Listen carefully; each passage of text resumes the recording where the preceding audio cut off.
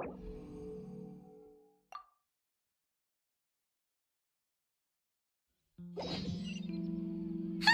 it's been a while since we visited Poisson. Maybe we should head over and have a look around.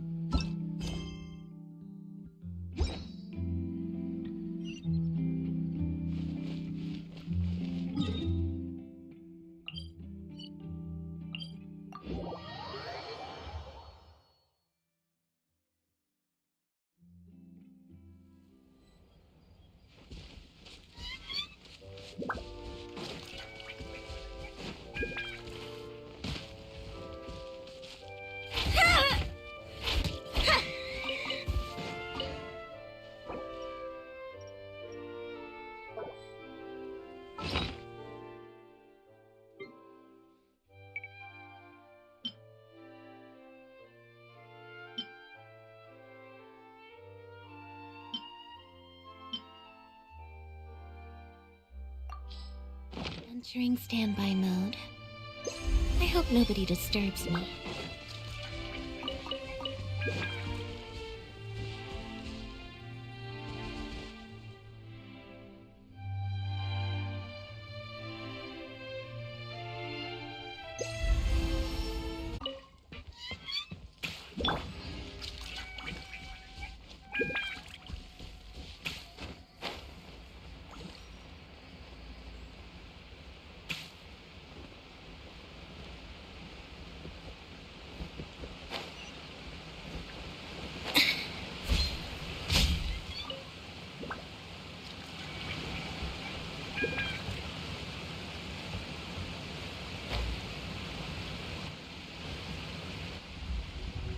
Hey, Traveler. Paimon. Oh, Paimon knows that voice! Over here.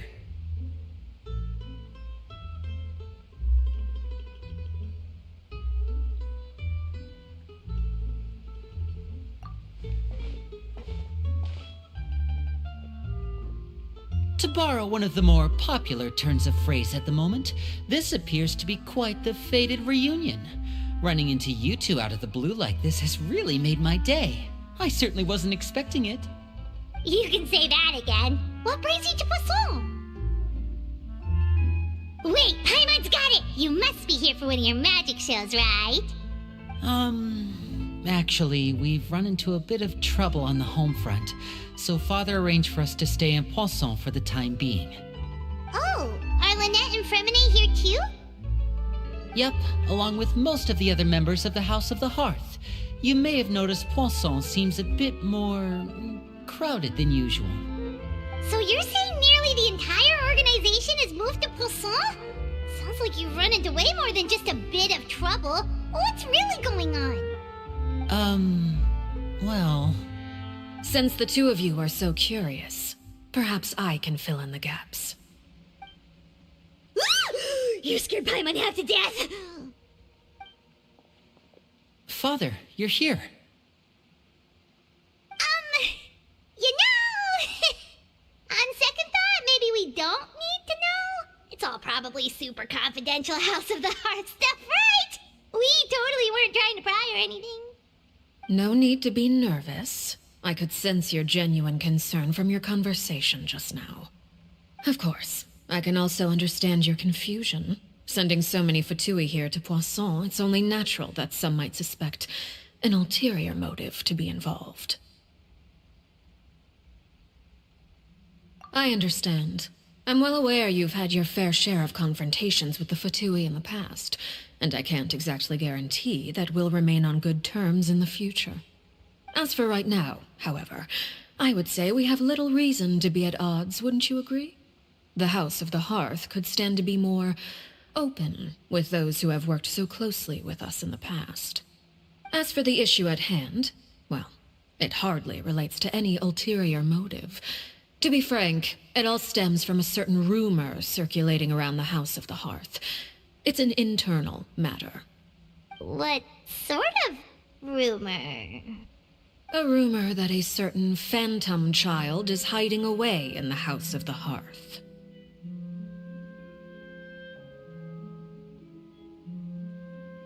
A phantom child? Ooh, just hearing the name is giving Paimon the creeps. A spirit that should have long ceased to exist is lurking in the shadows of the House of the Hearth. So I decided to bring the children to Poisson before continuing to investigate the situation. I expect I should be able to track down the spirit fairly quickly.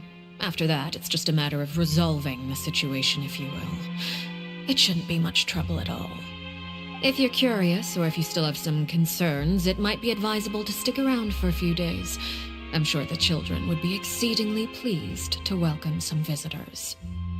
Lenny, I'll leave you to entertain our guests. I have some matters to attend to. Of course, Father.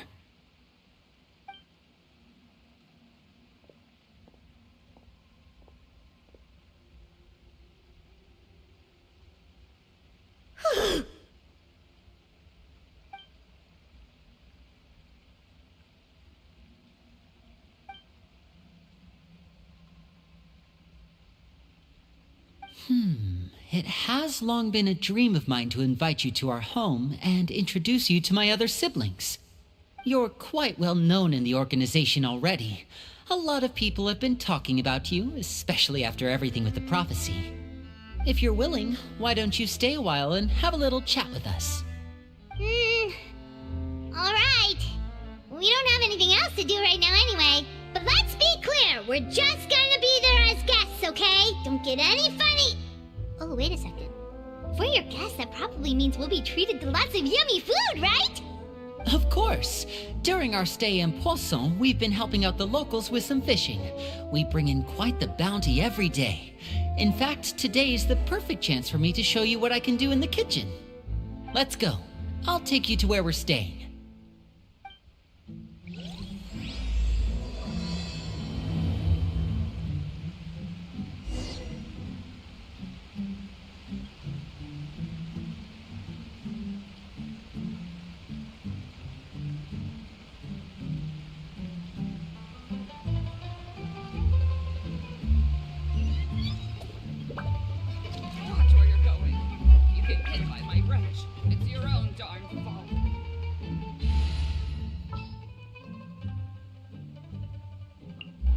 Yes, take me with you.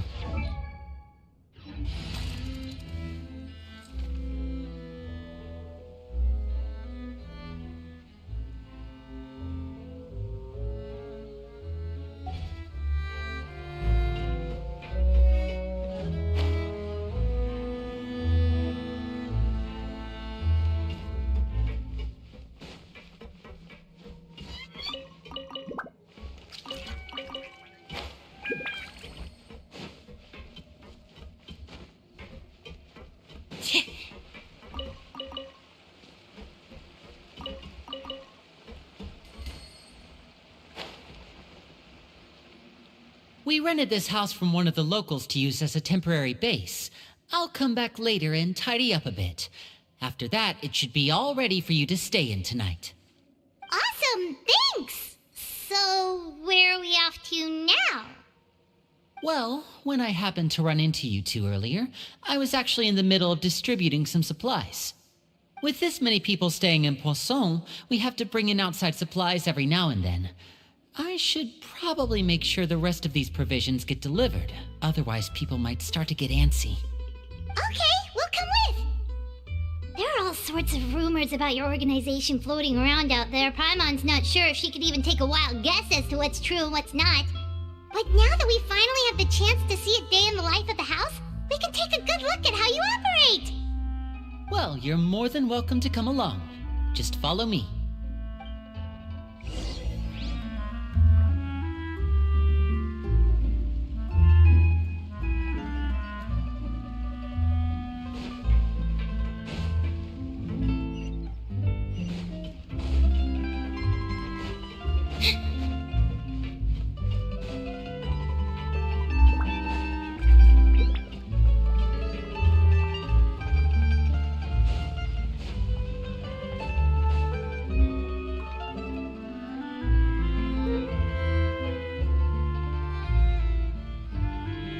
Linny!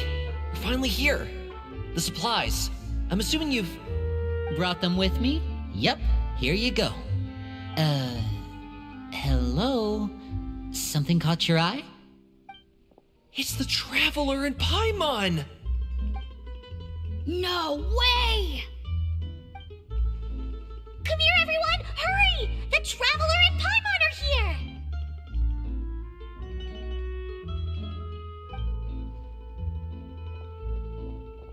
One at a time, please. Don't crowd around them all at once.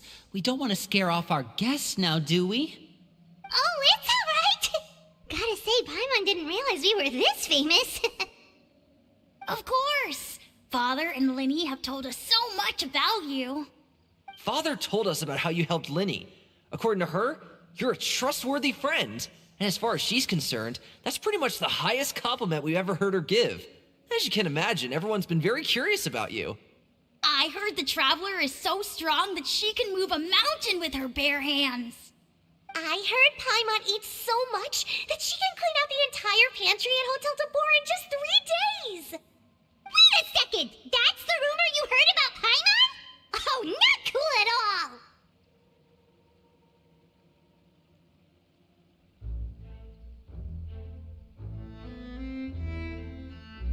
Oh, wait! When guests visit, you're supposed to give them gifts and stuff, right? Oh, we don't need something like that. Besides, we don't have anything to give to you! Come on, we insist! I can give you some of my new potions. Just pick your poison. And by that, I mean medicine or actual poison. I've got both. Huh? Or maybe Shaplo can teach you guys about stealth. He's super good at it. He's never been caught. Ah, now that's not a bad idea. I know you usually prefer to fight head-on, but it never hurts to expand your bag of tricks, right? When it comes to eliminating your enemies, staying quiet can go a long way. Trust me, I would know. I was poisoned not too long ago, and I'm still dealing with the after effects. So I'm not quite as good as I was before, but I can still give you some pointers. Wait, when you said gifts, Paimon didn't think you meant poison and stealth tactics. But those are the best things we can give you. You don't like them? Ooh, how about this? Tell me the name of someone who really annoys you, and we'll teach him a lesson for you. All right, Fold, Selwar. I think that's enough suggestions for now. When it comes to being a good host, it's the thought that counts. You don't need a physical gift to make our guests happy. In fact, pestering them with suggestion after suggestion might make them more annoyed than anything. I would say your enthusiasm has certainly gotten across. Really?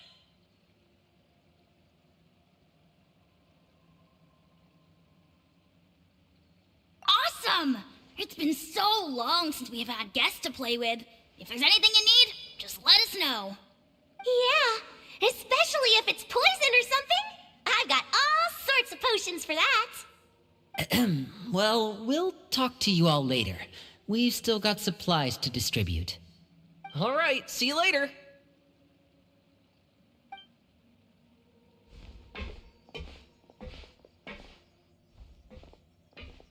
Bye!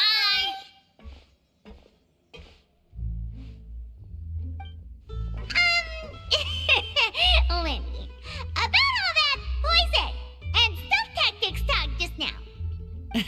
Scared you, did it? That kind of talk comes with being part of the House of the Hearth.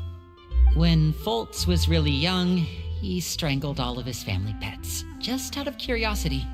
He was labeled a dangerous problem child and was abandoned by his family. Elwar has an unnatural obsession with potions. Father has forbidden her from trying all the different concoctions she comes up with, but she still tries to test them in secret. You really have to keep an eye on that one. Chaplot is around my age.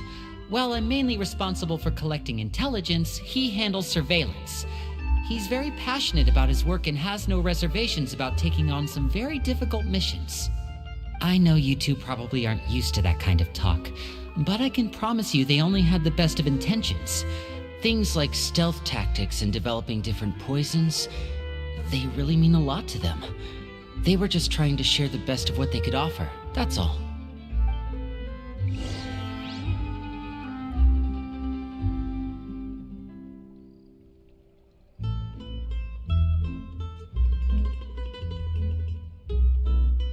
Tea is ready. Now it's time for a short rest.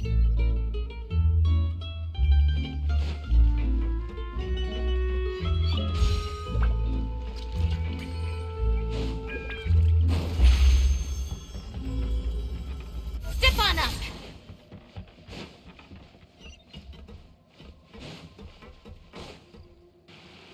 Filial, supplies are here. Thanks. And who are these two? Outsiders? Allow me to introduce you. This is the Traveler and Paimon. Oh, you're the famous duo I've been hearing so much about. It's nice to meet you. I heard you've traveled to all sorts of places. Is that true? Of course! We're making our way all across to that! Oh, good for you. You must be pretty familiar with Fontaine by now, then. Have you seen the new opera that started running recently? I think it's called... The 4,000 Thieves? Oh, this is the first we've heard of it. It seems like it's going to be fantastic. From what I've been able to tell from the posters, anyway. You should definitely check it out if you have the time. Oh, and there's The Blind Maiden, too. That one is supposed to have audience interaction. Seems pretty interesting. After this mission is over, I think I'll go get a manicure. Oh, maybe I should dye my hair. Wonder how much it'll cost.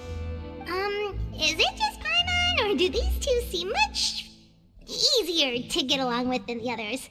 Looks like the House of the Hearth has some normal members after all. I heard that. Oh! Oops. I'm guessing you're referring to Foltz and the others? Yeah, we're definitely not all like them. I bet those crazies are practically foaming at the mouth right now. I'm sure they just can't wait to get back to Snezhnaya to carry out the plan. That's enough, Filial. Don't talk about family members behind their back, right? Whatever. Let's go. Guess this is goodbye then. If you ever have some time, we should go see the opera together.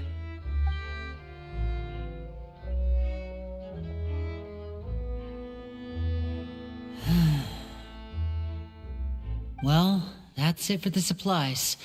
We should probably head back as well.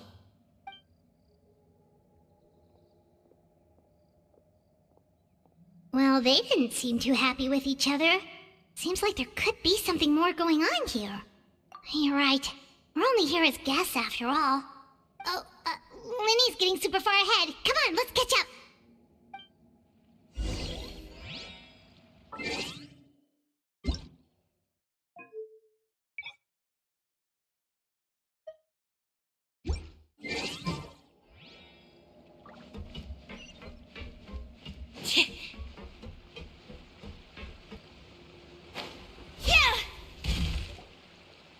So, what do you think of the members you've met so far?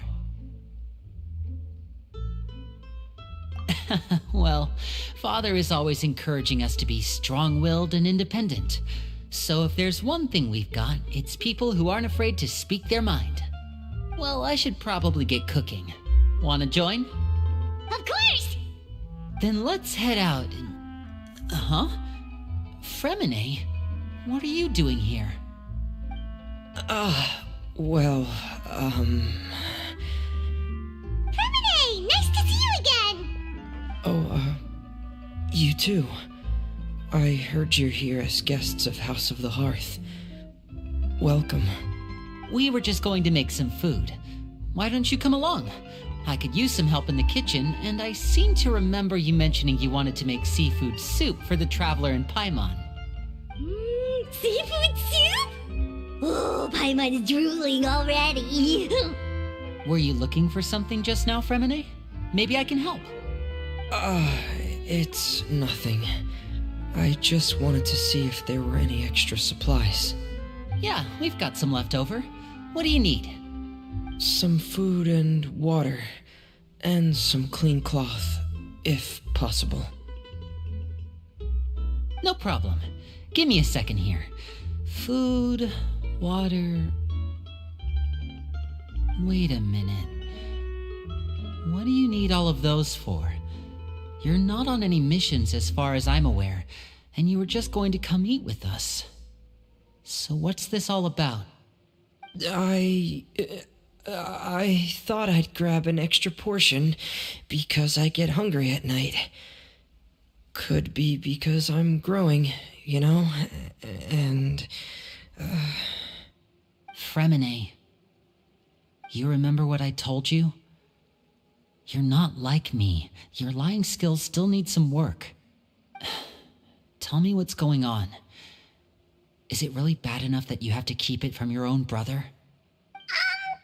Maybe it'll be better if we gave them some space.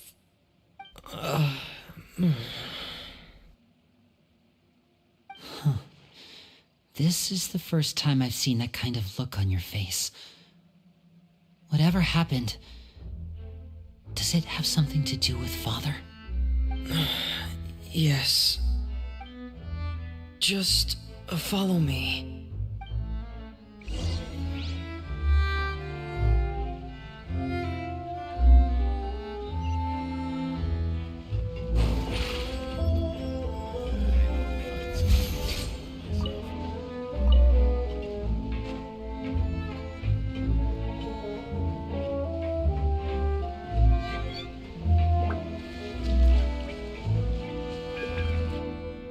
You're back! Oh, and you've brought some friends with you this time. Hello, my name's Linny. I grew up in the House of the Hearth. And you are? Hi, Linny. I'm also a child of the House of the Hearth, just like you. You can call me Clairvy. Clairvy? It's nice to meet you. Does that name ring any bells, Linny? No, not at all. That's not a name we have on our roster, I'm sure of it. What I'm not sure of, though, is how she managed to sneak in. She must be the phantom child Father's been searching for. From the looks of it, I'm guessing you were the one that found her, Fremine. You, haven't told Father, have you? No, I haven't told anyone. I've just been keeping her hidden. For how long? About half a month now. So ever since we got to Poisson, then, do you have any idea what you're doing? I know what I'm doing. Really? 'Cause from where I'm standing, it looks like you're hiding the very person Father has been trying to find. If Father finds out about this, everyone involved is going to be punished. You know the rules of the house, Fremine. I know you do. Father doesn't tolerate any form of betrayal. So why are you doing this? I've thought it through. And I just can't hand her over like that. Linny, don't you remember last year? Sheplo nearly died after getting poisoned during that one mission. He wasn't able to get back before the poison started taking effect, and not a single person was there to help him. That night, while I was sleeping, I heard a voice telling me to go save him. I opened my eyes, but I couldn't find the source of the voice. I thought maybe I was just hearing things, but I went to look for him anyway. Luckily, I got there with enough time to save his life. That feeling of being haunted, of hearing voices, it's happened many times in the House of the Hearth. I'm sure you've noticed. So what you're saying is, that was her? She was the one who spoke to you that night? Unless there are other spirits roaming around the House of the Hearth, I don't think there's any other possibility. If Clairvy were our enemy, it wouldn't matter whether she was a spirit or an actual child. I would have acted without a second thought, because that's what Father ordered us to do. But she's been living with us, helping us from the shadows all this time. I think that makes her family. I couldn't just hand her over to be dealt with. Not when there's so much we still don't know. So what's your plan then? You can't keep her here forever. Someone is bound to find out eventually. haven't thought that far yet. I don't want to disobey an order from Father, but I also don't want to put Clairvy in danger. Come with me. There are a couple things I'd like to say to you in private.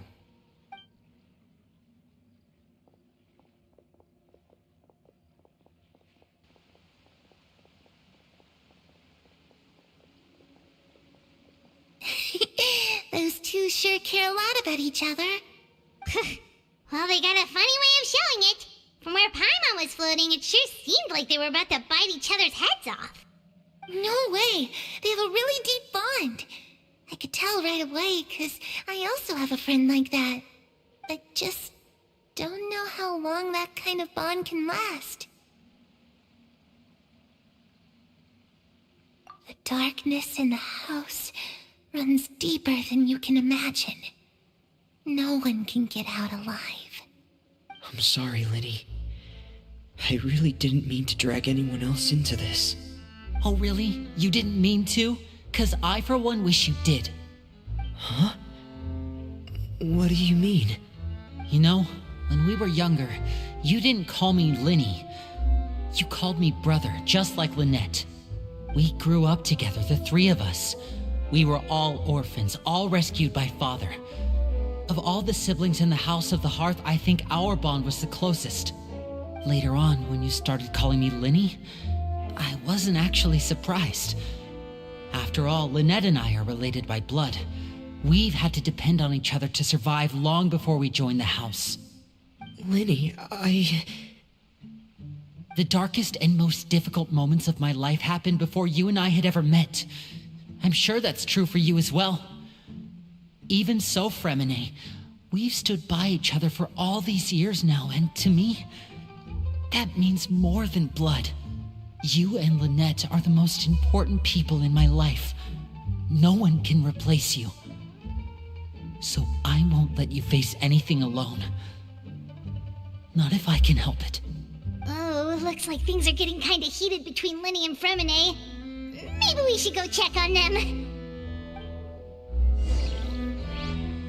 Oh.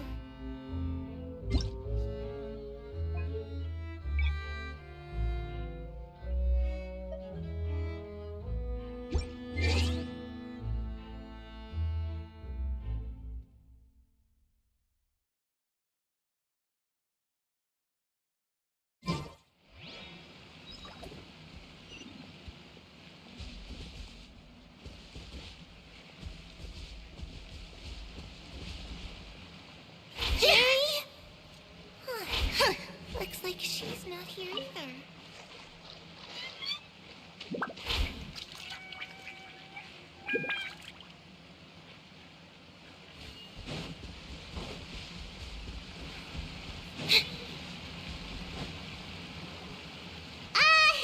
Hey, you two! Hope we aren't interrupting anything. Like a fight, or... Oh, wait a minute, Fremine. You're not crying, are you? Is everything all right? Everything's fine. Thanks for asking. Well, we're all friends here, right? We've been through so much together, so if there's anything we can do to help, just say the word. It's just a small family dispute. It's not something our guests should trouble themselves with. In fact, it might be better if your stay ended here. What are you getting at, Traveler? When guests are around, families are often on their best behavior. And any disputes are less likely to escalate.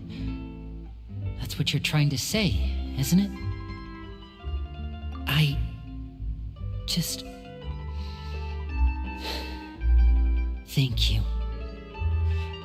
I was really hoping to keep you out of it.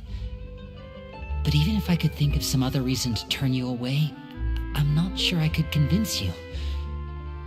I know things could turn dangerous, so I promise you this. From now on, I'll protect you like my life depends on it. Me too.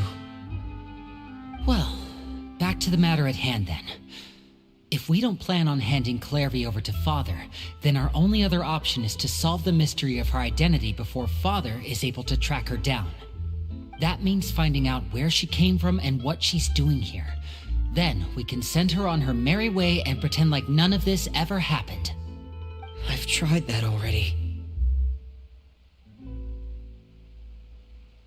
And? And nothing. I tried taking her somewhere really far away, but after some time, she just reappeared. She even came with us all the way to Poisson. It seems like wherever the house is, she follows. I don't know much about spirits. Do you two have any ideas? Let's see here. Paimon remembers hearing something like, if you fulfill a spirit's last wish before they die, they'll let go of whatever's keeping them here and return to the ley lines. Oh, it's just that Paimon doesn't really remember where she heard that, so it's not guaranteed to work or anything. Well, sounds like it's worth a shot. Guess that means we should go ask her about her wish. But first, Fremine, I need you to promise me something. What is it? I need you to promise me that this will stay between the two of us. We're the masterminds behind this whole thing. No one else gets involved. Can you do that for me? Of course. I promise. All right. Then let's seal the promise just like when we were kids. Fist bump on 3. Ready? 1, 2, 3. I swear.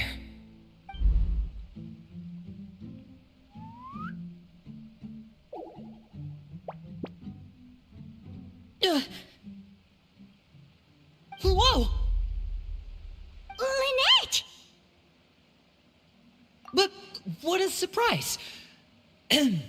What brings you here, dear sister? And, when exactly did you get here?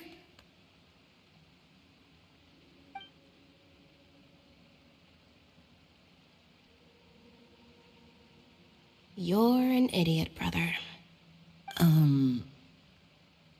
And you too, Fremine.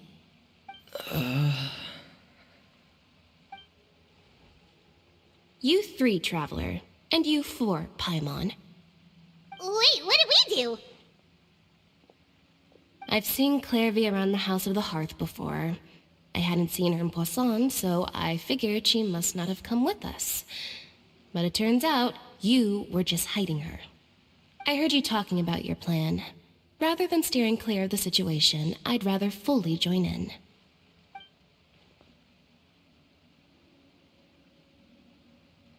If you don't agree, I'll have no choice but to report everything back to Father.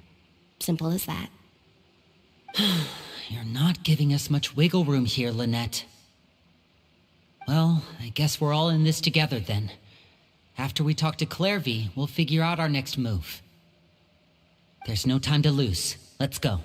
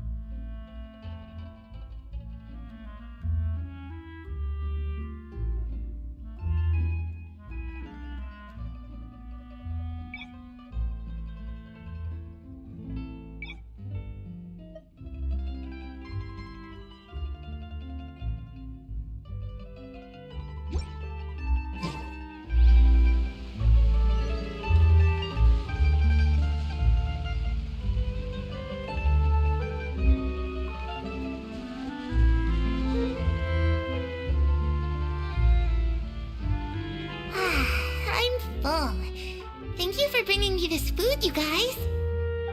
She said she's full, but the food doesn't look like it's even been touched. That's right. Based on what I've been able to observe, It doesn't seem like Clairvy can interact with the physical world at all. Still, when she's presented with food, she'll always linger around it for a good little while. Maybe, in her mind, she really is eating those things. Does she know that she has already passed away? I've tried to ask her, but she didn't answer. My guess is that she's just as confused as we are. Or maybe she couldn't understand the question at all. Clairvy, if you've got some time, I'd like to ask you a few questions. Sure. Oh, another new friend. Hi, I'm Clairvy. Hello. Clairvy, how did you join the House of the Hearth? Huh? Isn't it the same for everybody? The knave brings you here and then you can't leave. It's just that your name, it's not on the roster. And I've never seen you before. The roster? Oh, I get it now. I think there might be some things you don't know about this place. The people in charge, they're not as nice as they look. They say they keep a roster, but it's not complete. There are a lot of people who aren't on it, and never will be. In this house, some people are family, and other people are just test subjects. Those kinds of people aren't ever going to get a place on the roster, unless it's the roster of people who've been executed. Wait, does that mean the knave... She... Is there anyone that can vouch for you? Perry, she's my best friend. She's the only one I trust in this place. Have either of you heard of that name before? No. Me neither. Clairvy, Perry. Neither of those names are on the roster. But it seems like she's telling the truth. Either that, or this kid's already got a bag of tricks bigger than mine. Maybe we should try a different approach. Clairvy, do you have a wish? A wish? It can be anything you want. Just imagine. It's your birthday, you're blowing out the candles, and your wish is...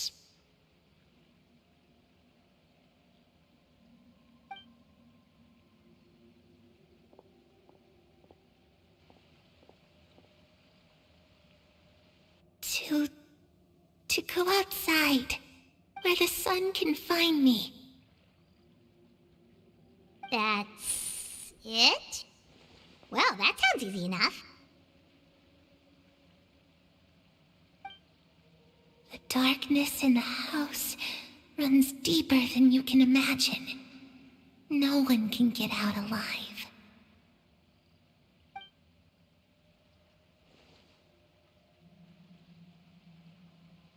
Okay, time to divide and conquer. Listen up, I've got a plan. I'll try and find a way to use basic illusory magic to take Clairvy outside and bring her somewhere with sunlight. Lynette, try and find the list of executions that Clairvy was talking about, and see if her name is on it.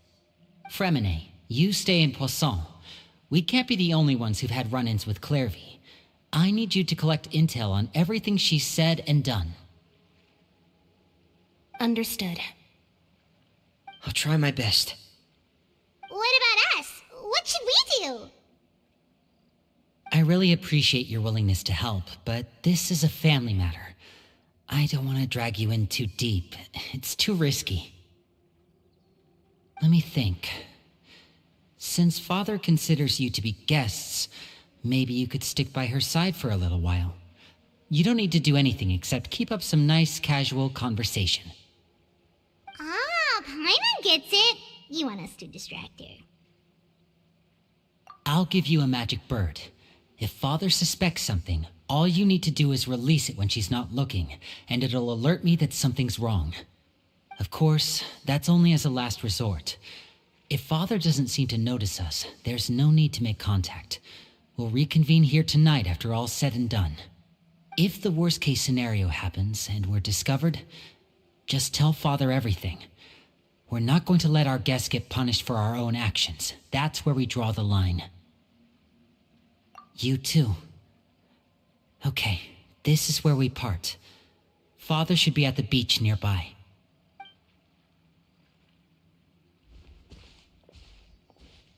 I really hope this goes well. No, it has to go well. That's the only way this can get resolved.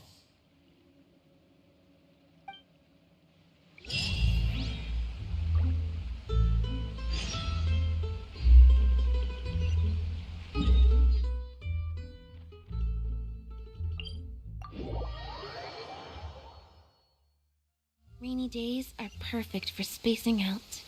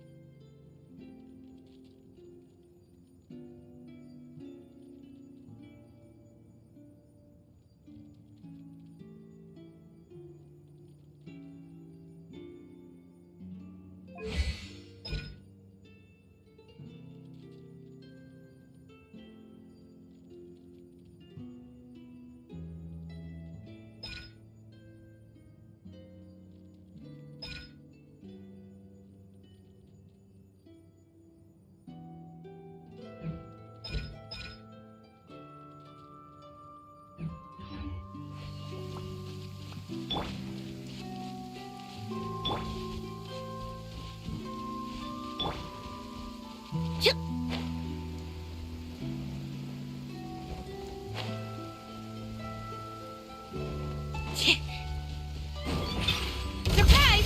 Cue the spotlight! Step on up! Frost is coming! Commencing cleanup! Getting gear!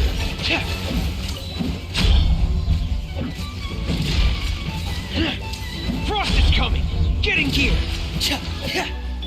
Surprise! Be amazed!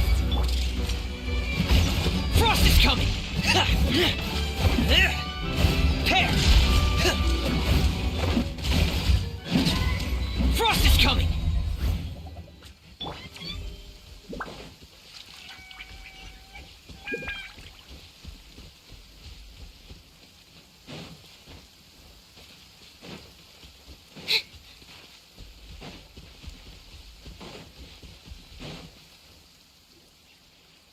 It's the knave!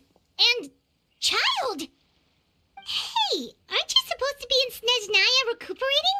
What are you still doing in Fontaine? Oh, it's you two. I didn't expect to run into you here. I was unconscious for quite a while after the fight in the Primordial Sea. After I woke up, I realized I was being taken back to Snezhnaya, and well, I couldn't have that now, could I?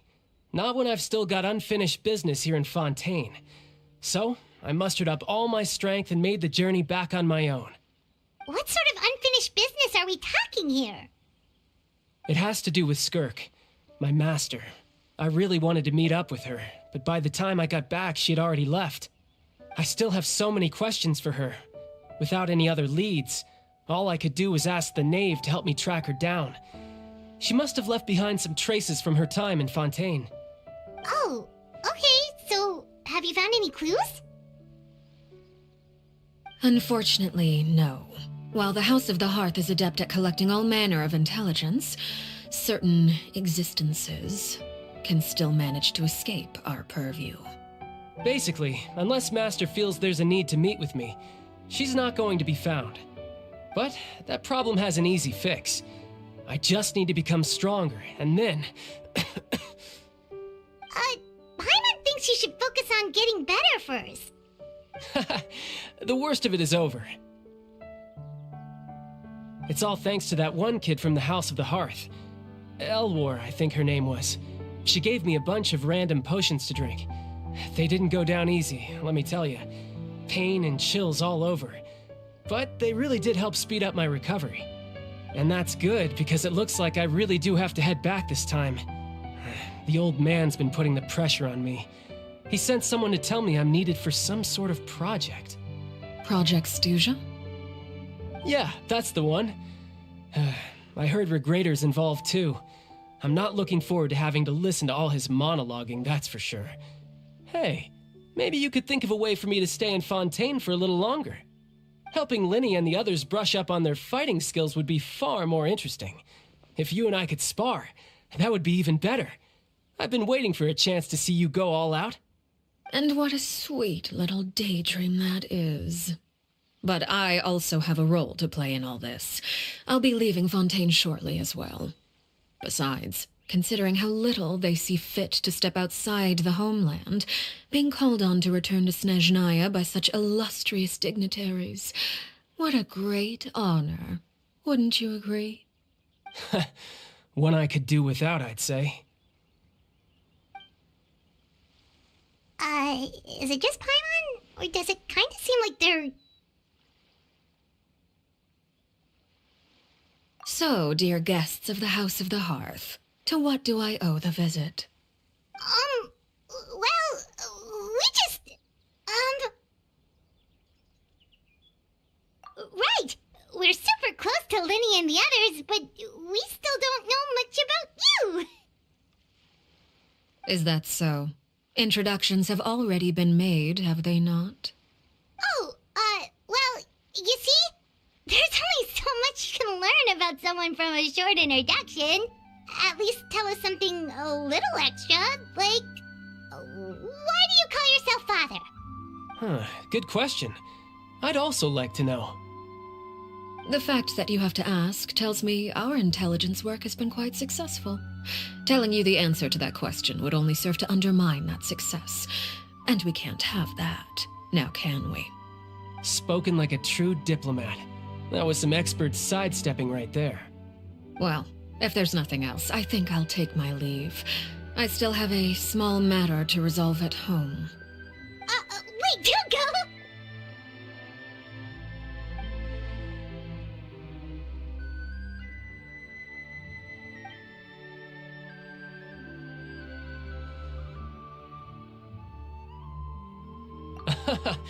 I'd also like to hear the answer to this. I've met some of the members of your organization, and they all seemed like really good kids. They actually reminded me of Tonya and Tusser. Which, by the way, if you ever betray them, I'm just letting you know, I won't let you off easy. And why would I betray them? Well, you've already betrayed the House of the Hearth once, haven't you? At least, that's what I heard.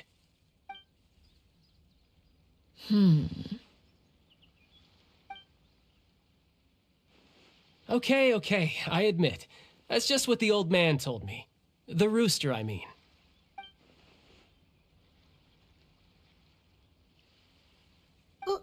Wait, did you really do something bad to those kids? Never mind what I've done. I'm more curious as to what the mighty rooster had to say. Care to enlighten me? Well, nothing much. Just some stuff about you taking out many other members of the House of the Hearth, and even going so far to attack your own family. Oh, based on your reaction, I'm guessing it's all a bunch of lies. Hardly. I don't appreciate his particular turns of phrase, but I suppose he didn't say anything untrue. Although it would be more accurate to say that there is a certain level of prejudice involved, but I don't intend to clear that up just yet. Prejudice has a funny way of concealing the real truth behind certain things, an attribute that I find to be quite advantageous. Call yourself a Fontainian, for example, and people will assume all sorts of things, when the real truth is that this is simply the land where I was raised. Huh? You're not actually from Fontaine? But then why did you try to help out with the prophecy and everything? I was trying to protect the children born in Fontaine. Claiming that I myself was a Fontainian simply made it easier to operate. People would hardly suspect a fellow Fontainian of having any ulterior motives. Who wouldn't want to save their homeland after all? The primordial sea wouldn't have any effect on me, but it would have caused great harm to the House of the Hearth. Well, you wanted extra information, didn't you? There you go. I hope that satisfied your curiosity.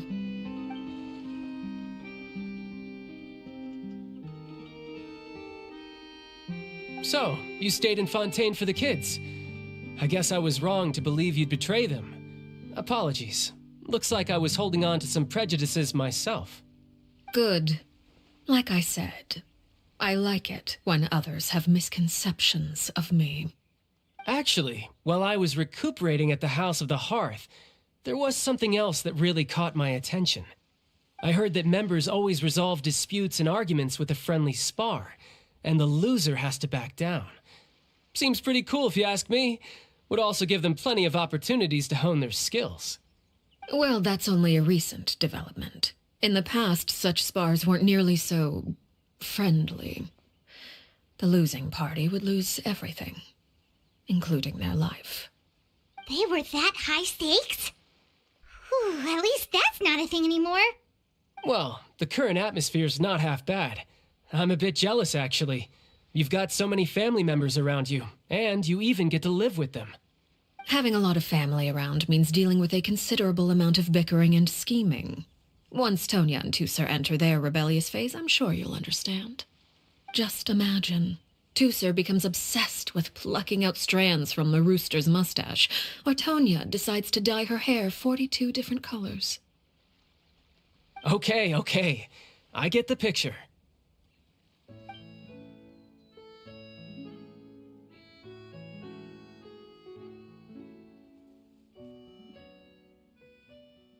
Well, would you look at the time? I should probably get going.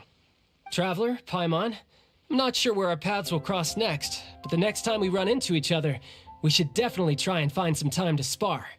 Again,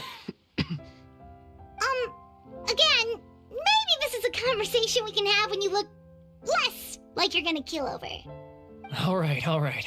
Well, thanks for everything, Arlecchino. No thanks necessary. You also played a part in obtaining the Gnosis. I would say we can call ourselves even. I like the sound of that. Well, I'm off. See you all some other time. We should probably get going too.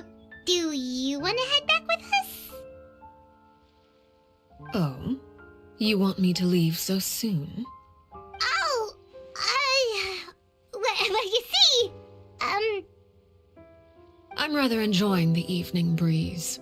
If you don't mind, I think I'll stick around for a bit. I have some things to think about. Apologies for not attending to you like a proper host. Please forgive this slight. I do hope you'll have a pleasant stay. We managed to keep her distracted until nightfall. Good thing Child was there to keep the conversation going. You don't think she suspected anything, do you? Oh, I wonder if Liddy ran into any issues. Let's hurry back and see how everything went.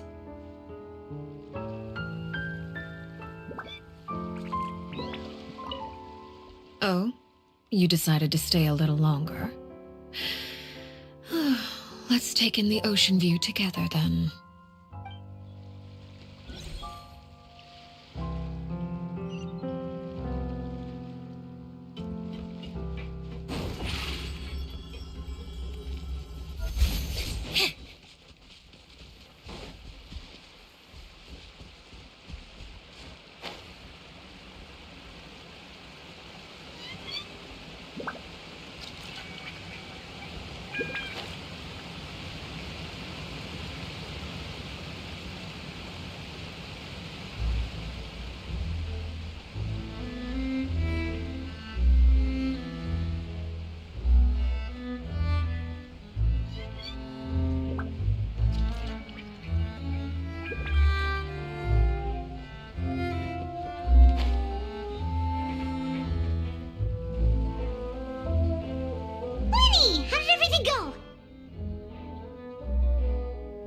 Well, long story short, we ran into a small issue.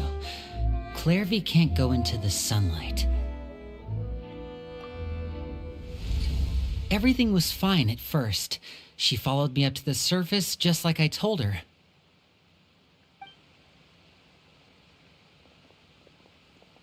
But as I led her out of the shadows and into the sunlight, she vanished.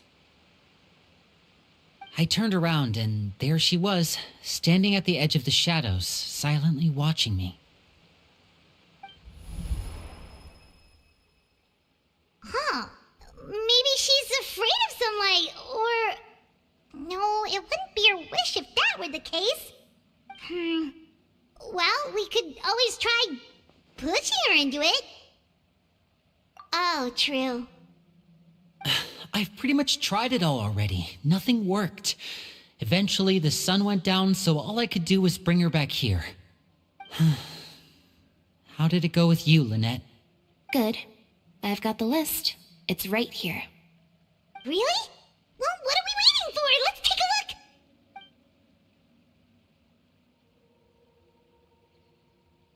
Oh, that's a lot of pages.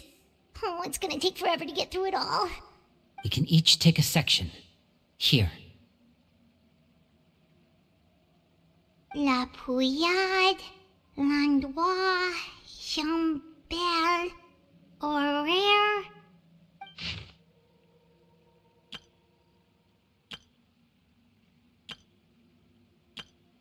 Oh, yikes. That Horaire guy has a huge scar on his face. He's kinda giving Paimon the creeps. Ah, I've met him before. The scar is from an injury he received during a mission. I still remember him joking with me about it. He said any future lover would take one look at him and then lose all interest. Did he say anything else? Well, I asked if there was someone he was interested in. He said no, and that's where our conversation ended. It was only later that I learned he really did have someone he liked. He risked everything to escape so he could be with her, but it didn't work. One day, Father asked to see him, and, well, I never saw him again after that. Wait, so that means the knave, she... It may seem cruel, but it's just one of the rules of the house. Betrayal is not to be taken lightly. We know too many secrets to come and go as we please. So, if you do try to leave, you pay with your life.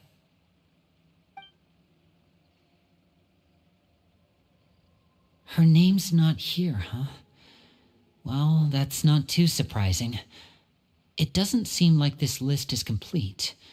It only contains records dating back around 5 years. Let's shift our attention then. Fremine, were you able to find anything out? Fremine. Sorry. I was thinking about something. I managed to talk to quite a few people, but I couldn't help but notice that the atmosphere in the house was a little... strange. Strange. Yeah, I mean, I know there have been arguments in the past, times when people haven't gotten along. Chaplot and Filiol are a good example of that. Oh, those are two of the people that we met while delivering supplies. Paimon can see how they might not get along. They had very different vibes, and their, interests seem to be pretty different as well. That's to be expected, actually. Father brought us all here, shared her knowledge with us, taught us how to fight. That's one thing we all share. But that's also where the similarities end. Not all of us feel the same desire to stay here. As members of the House of the Hearth, we're also considered part of the Fatui. And to a lot of people, that's an identity they never asked for. Certain members get older and realize they want something else for themselves. But considering the rules of the house, most people would never say that out loud. People like Chaplot and Foltz are loyal to Father and her vision. They're proud to be part of the Fatui. Filial and Nantoy, on the other hand, well, they aren't quite as enthusiastic. These kinds of conflicts have always been there. It's not like Father is in the dark about any of this. Well, That's true. But it just feels like things have gotten worse lately. Filial and the others, it seemed like they were meeting in secret to talk about something. I can't say for sure, but I think they've met Clairvy. You think she's been inciting them to act out? No, not exactly. But I wouldn't be surprised if she said something to them about the darkness in the house and how deep it runs. She's told me about it before. Experiments being run on children. People being used as pawns on the battlefield without so much as the strength to survive. And they just believed all that? Without any evidence? Clairvy's words probably gave them the excuse they were looking for. Whether they actually believe them to be true is secondary. This is all because of Project Stuja, isn't it? Whoa. Hold on a second. What's this Project Stuja all about, huh? This is the second time it's come up now. Sorry, but I'm not sure of the details either. I only know what Father has told us, which is that it's something the Rooster and Regrator have been working on together. Apparently, it has to do with the Fatui's strategic plan for the future.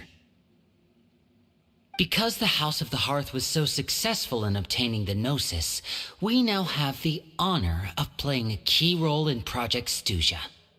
Wait, but isn't that a good thing? Key role is just another way of saying dangerous role. To us, the whole thing is an inconvenience. Father thinks so too, but she's in no position to refuse. Their plan isn't exactly unreasonable, and they've been funneling the house a lot of funding. It's just that we'll lose a lot of members in the process. Participating in the plan, it's an honor in name only. What they're really trying to do is subdue us. The existence of an intelligence organization outside their control makes them feel uneasy.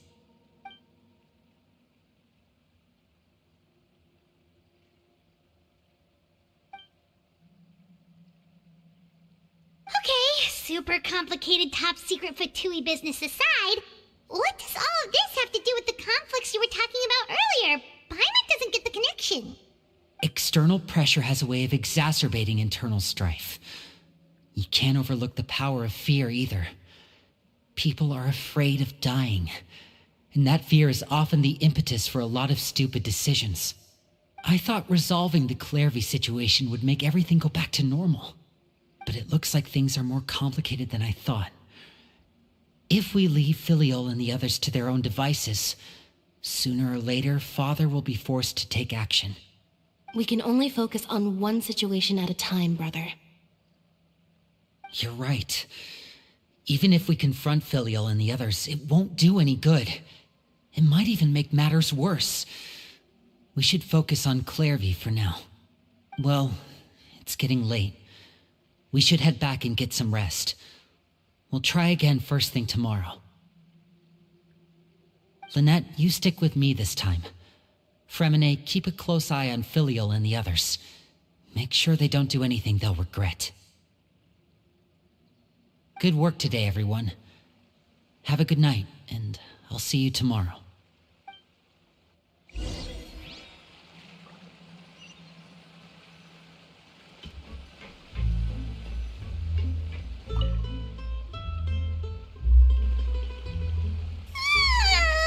Oh, I'm always looking forward to an early night, but she can't sleep at all. Hey, you don't think the knave will be too angry with Linny and everyone if she finds out about all this, do you? She's even scary when she smiles. If she were to actually get angry... Ooh, you have to protect Paimon if that happens, okay, Traveler? Oh, well, in that case, we should just plan on running away. We'll grab Linny and the others and we can make a break for it as fast as we can. Look! Look over there! Quick! Let's catch up with her before anyone sees!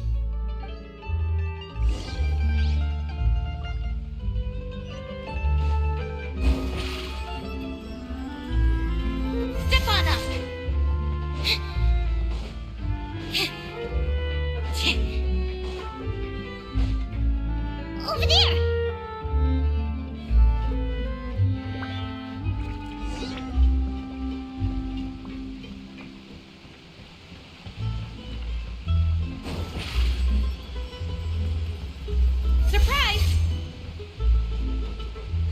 Where is she going? Oh, if someone sees her, we're toast.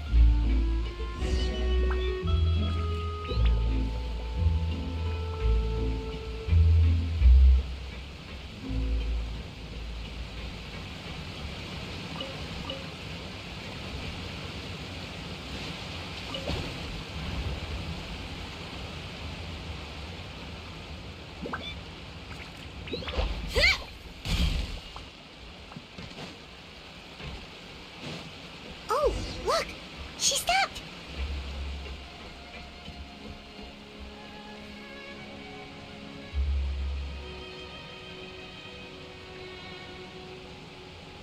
Clairvy! Shh! I opened the window while no one was looking. Look how pretty the outside is.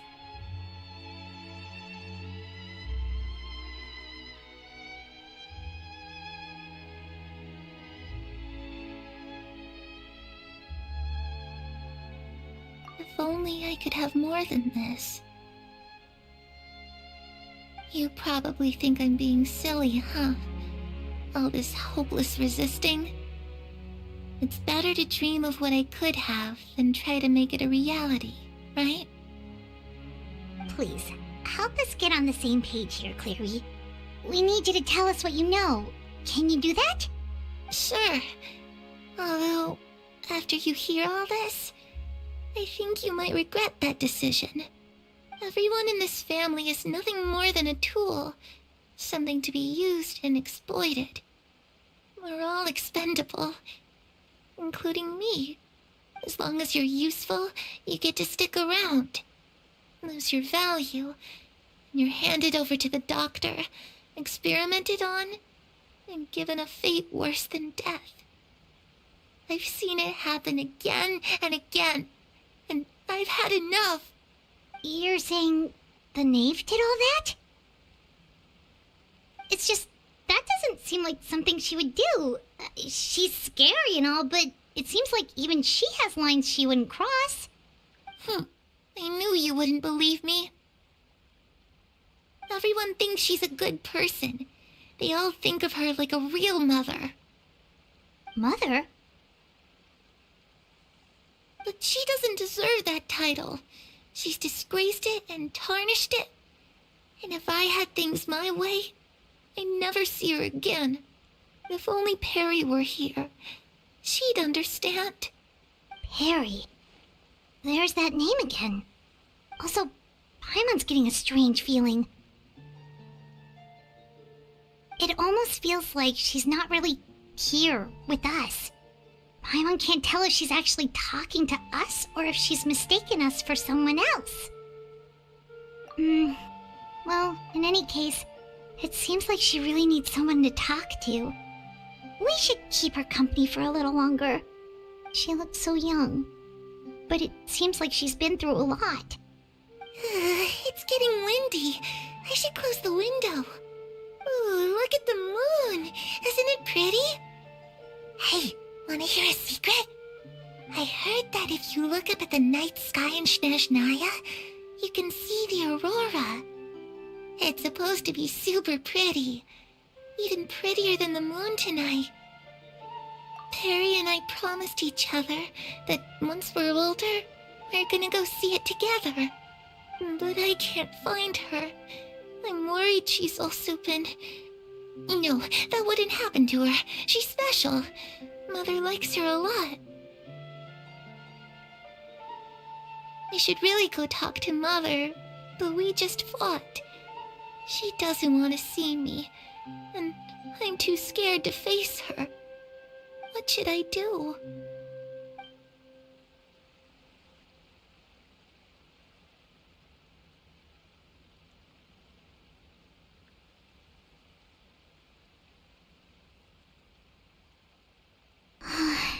Paimon really doesn't understand what's going on with her. Well, let's head back. We've got an early morning tomorrow.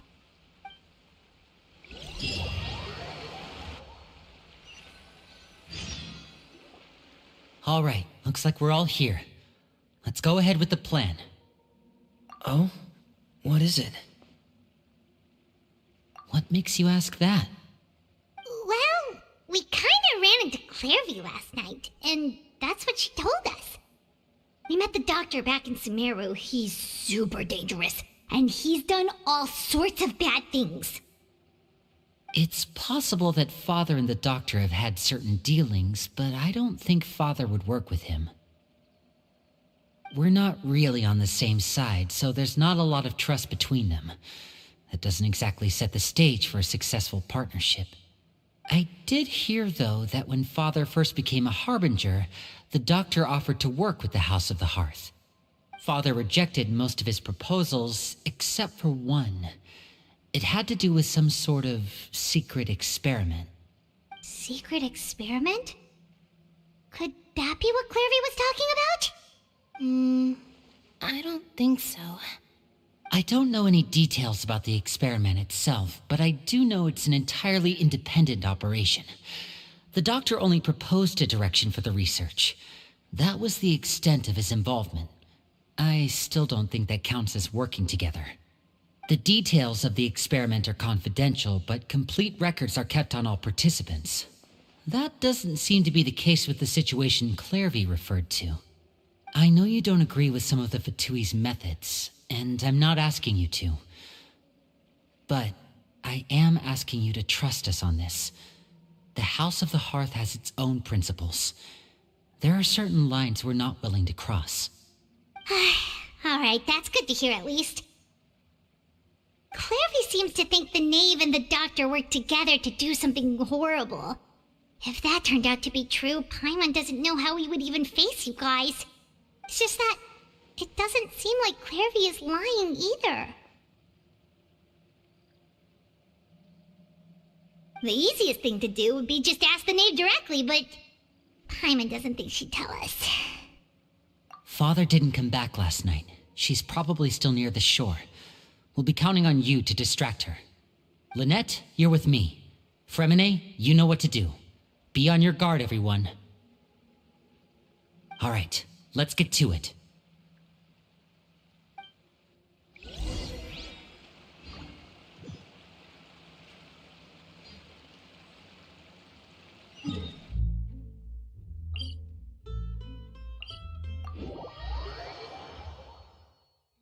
Standby mode. I hope nobody disturbs me.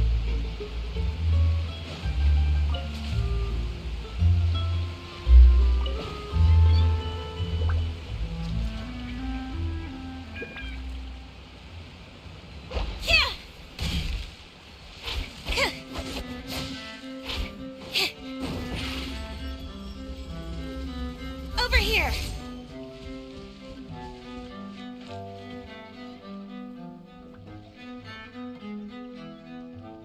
Ah, it's you two again. I must say, you look a bit pale. Did you have trouble sleeping last night? A little. Perhaps if you had less on your mind, you'd be able to absolve yourself of such troubles. So what are you planning to do now? Catch up on some sleep? Or should I give you some time to rack your brain for a topic to discuss before I ask any questions? Although I must profess to being curious. Without child here, how do you plan on distracting me? Us? Distract you? A good one. But no, we were just here for a chat. Looks like you could have used some extra time to think. No matter. If you don't have any other plans, why don't you accompany me somewhere? Don't worry. I'll be sure to steer clear of any scheming children. The ocean breeze is sure nice today. Children always think they can hide things from the grown-ups, but nothing gets past me, least of all a little scheming. I think I'll let them have at it for a little longer. I can be very patient. Well, I'll leave you to think things over. If you're so inclined, meet me outside the Palais Mermonia. Good things come to children who do as they're told. So I do hope you decide to tag along, if only for your friends' sakes. What should we do? She clearly knows about everything we've been doing, and Paimon doesn't think it'd be a stretch to say she was threatening us just now.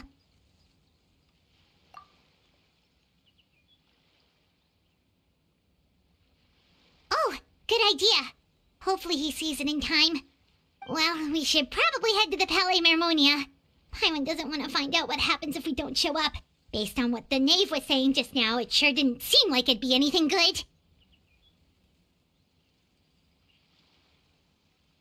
Okay, then we probably shouldn't keep her waiting. It seems like Linny and the others are on thin ice, so let's do our best to not get them in any more trouble.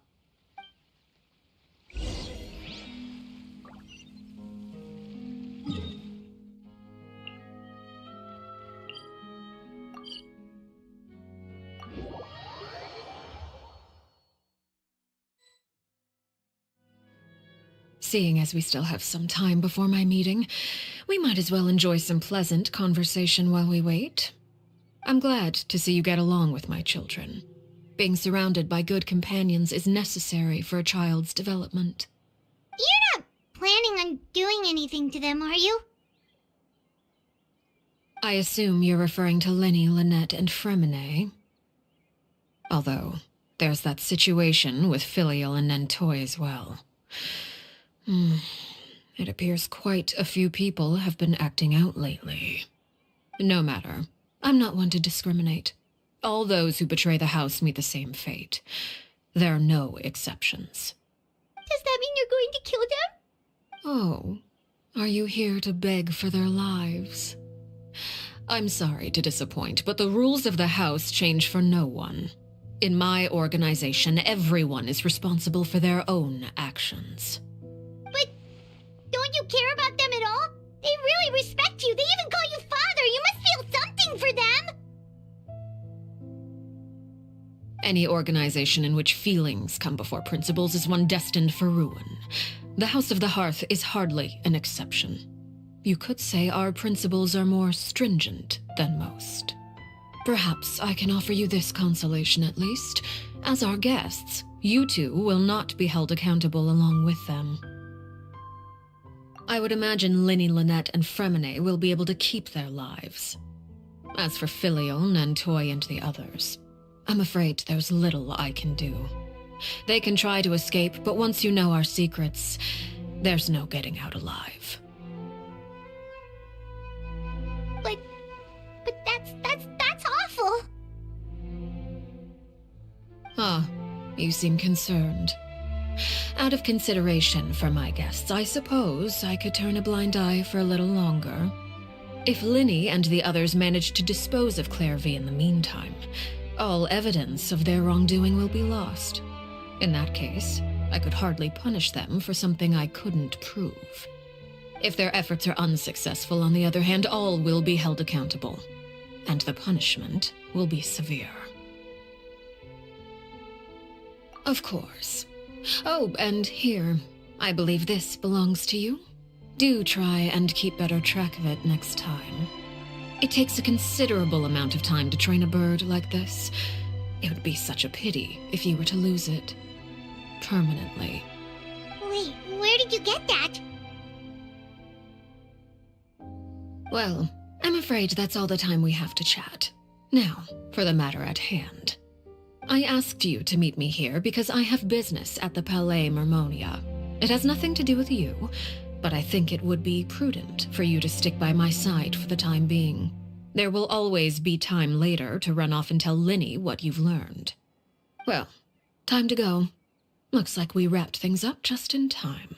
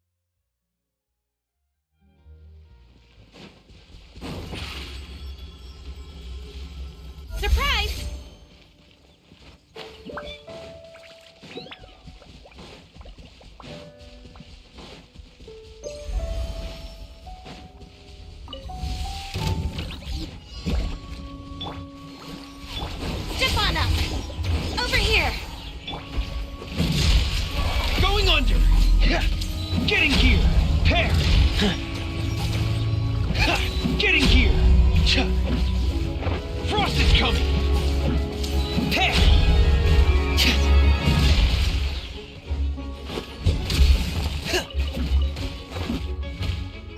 Surprise! Over here! Cue the spotlight! Getting gear!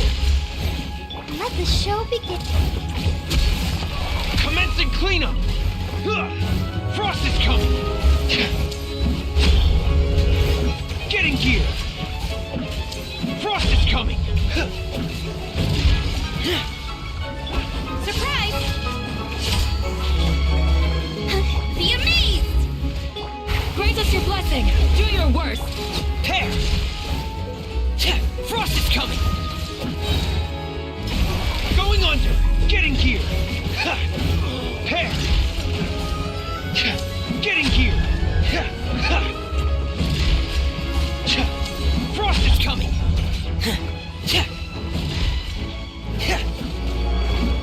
Getting gear! Over here!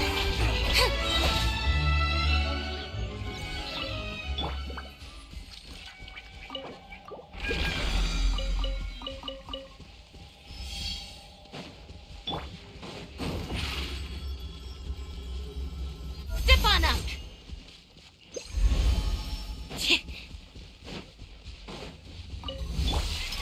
Day of Reckoning! Frost is coming! Pair!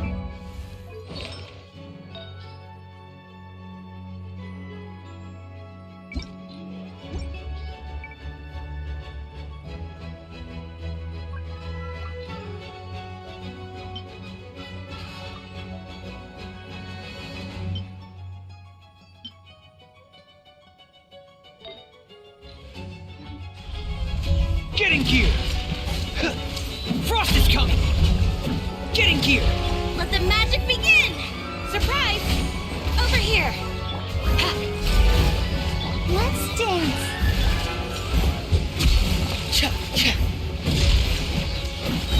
Frost is coming!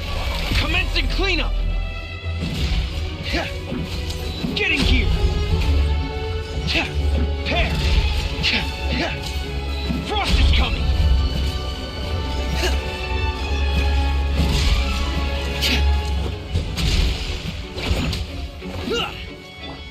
Surprise! Cue the spotlight! Let the show begin. Pair! Getting gear! Going under!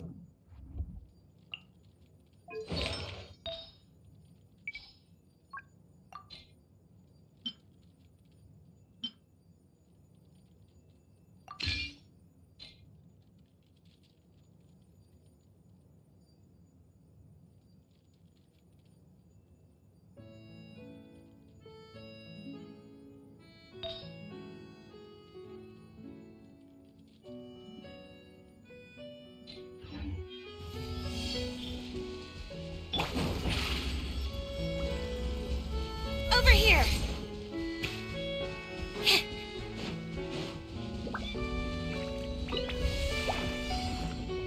Let's dance. Frost is coming!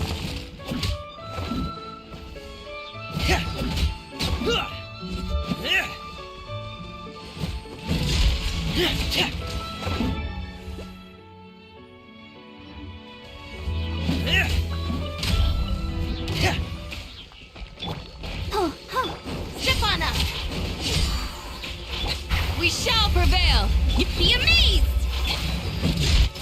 Commencing cleanup! Pair! Getting gear!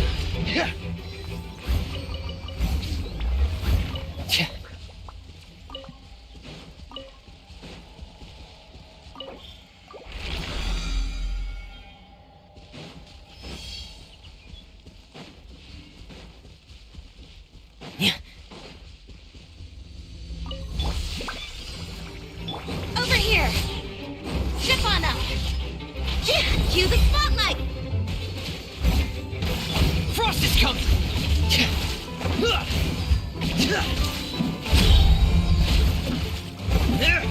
Going under!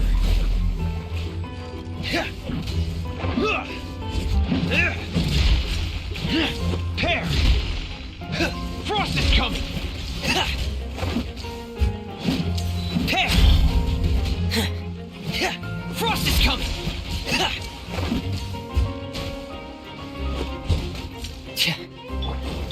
Surprise! Let the show begin. Getting here! Dead Reckoning!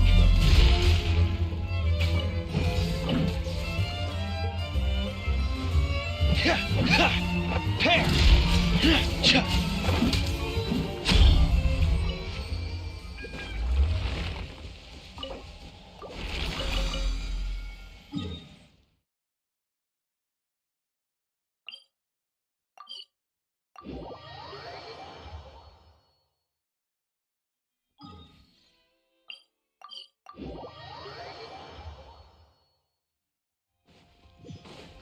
Add Ash. Thank you for Add Ash.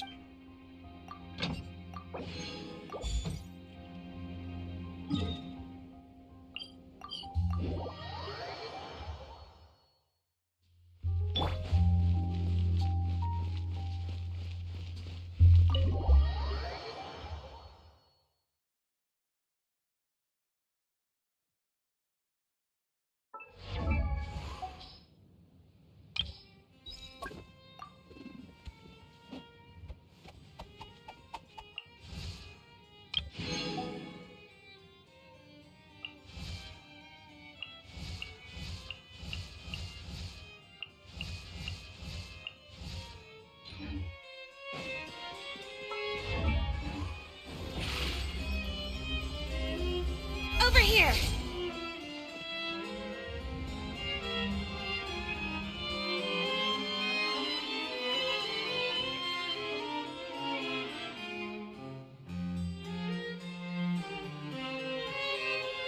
It's been a while, Monsieur Neuvillette. I must say, I wasn't expecting my meeting request to be approved quite so quickly. The Palais Mermonia operates with an efficiency worthy of admiration.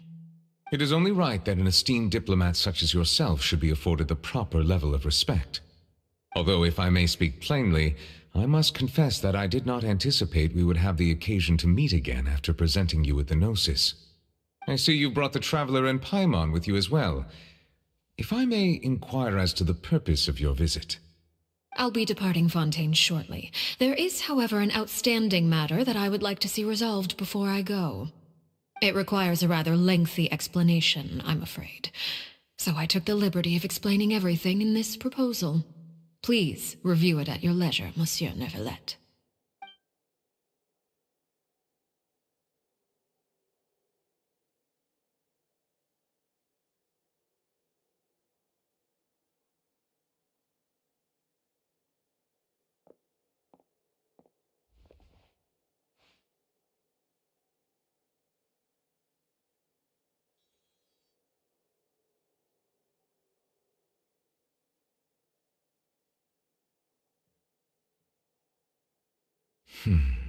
I understand your request. However, at the risk of causing offense, I must admit that I fail to see why you would wish for such a thing. I heard you have a certain fondness for water tasting, Monsieur Neuvillette, so allow me to use water as an analogy. A family is like a large body of water with countless rivers flowing in and out.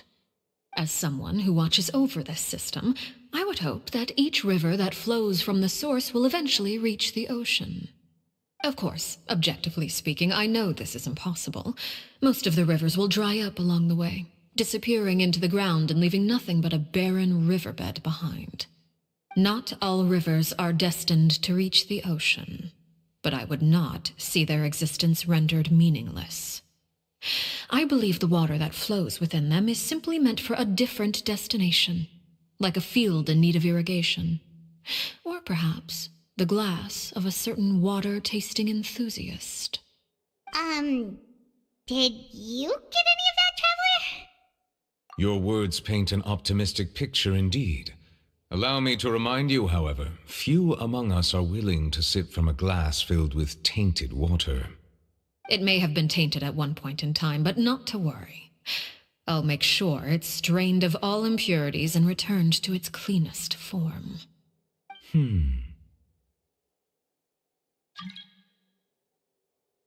I seem to recall there being a transactional aspect to your proposal. Perhaps you could expound on that? If you accept my proposal, Monsieur Neuvillette, I will gradually withdraw my forces from Fontaine. And, unless absolutely necessary, I will no longer carry out any special missions within Fontaine. I presume I can take your words to mean that, in the future, cases similar to the Tartuffe assassination will cease to cross my desk? Tartuffe? Ah, that thief who embezzled funds from all those charities, you mean? My deepest condolences to his family, but without any evidence, I cannot imagine how the House of the Hearth might have been involved in his passing. Of course, if you accept my proposal, Monsieur Neuvillette, I'm sure certain measures could be taken to reduce the frequency of such troubles.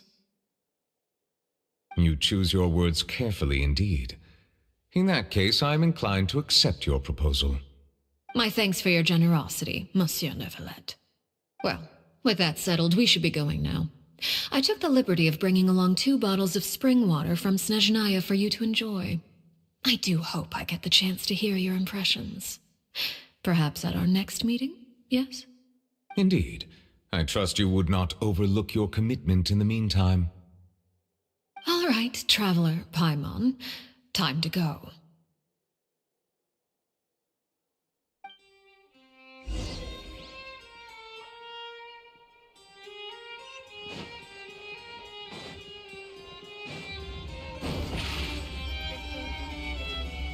Surprise!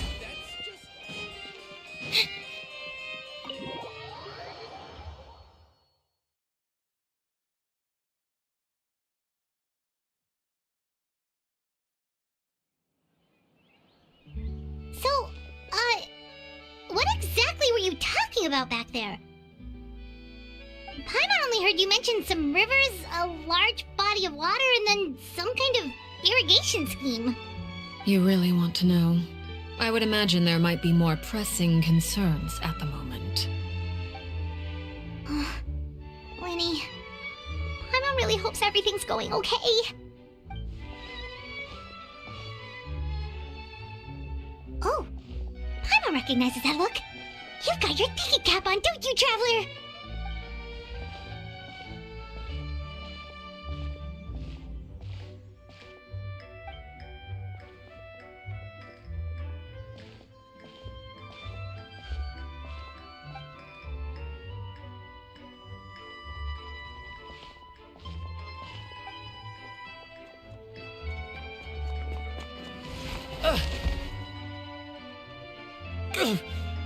Oh, shoot.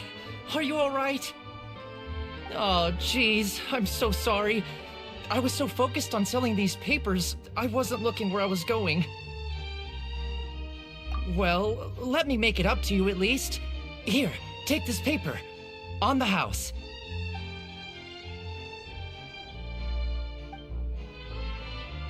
Oh, you don't have to give us anything. Please, I want to. It's not like I'm short on supply. All the extras will be useless come tomorrow anyway. It's my fault, really. I was just trying to bring home some extra mora for the family, but I bit off more than I can chew. I haven't had many takers today, so I'm still swimming in papers. What's going on here? Nothing much. I just ran into your friend here on accident. I should probably get going, actually, so... Hold on. Of course, I'm happy to compensate you with mora, it's just... I don't have any on me at the moment. I'll take 3 papers. Here, your payment. Oh! Thank you for your patronage. May the Archons bless you with good fortune. If only I had the chance to run into such generous customers every day. I should probably just take on a smaller inventory though, right? I'm getting married soon, so sometimes it's hard to not get ahead of myself. Anyway, I should head out. Goodbye!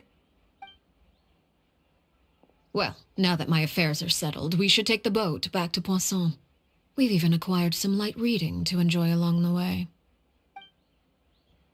Actually, why don't we stick around for a little longer?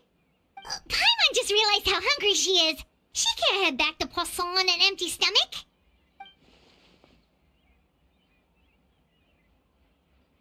It appears you two are under the impression that delaying our return will somehow alter the situation in your favor.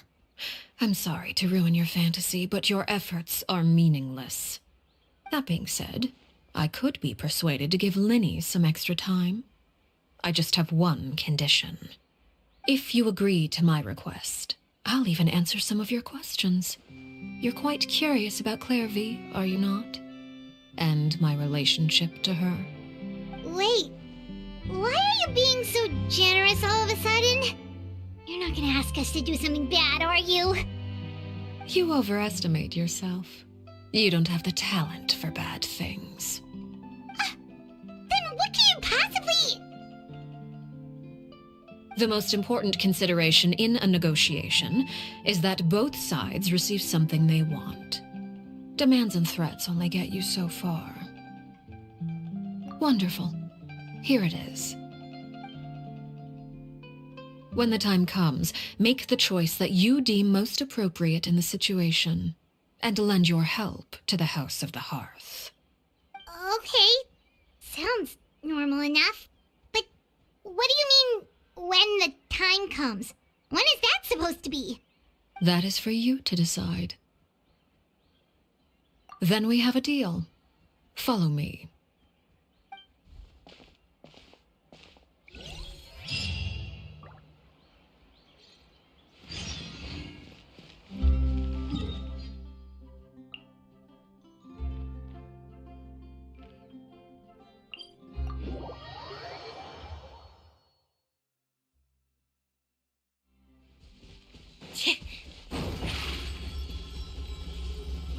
Over here!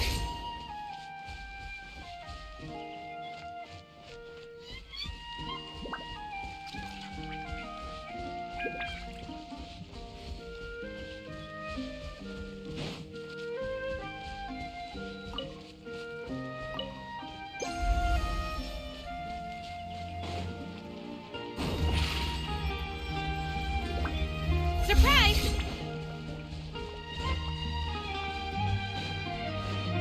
How about we explore the area ahead of us later?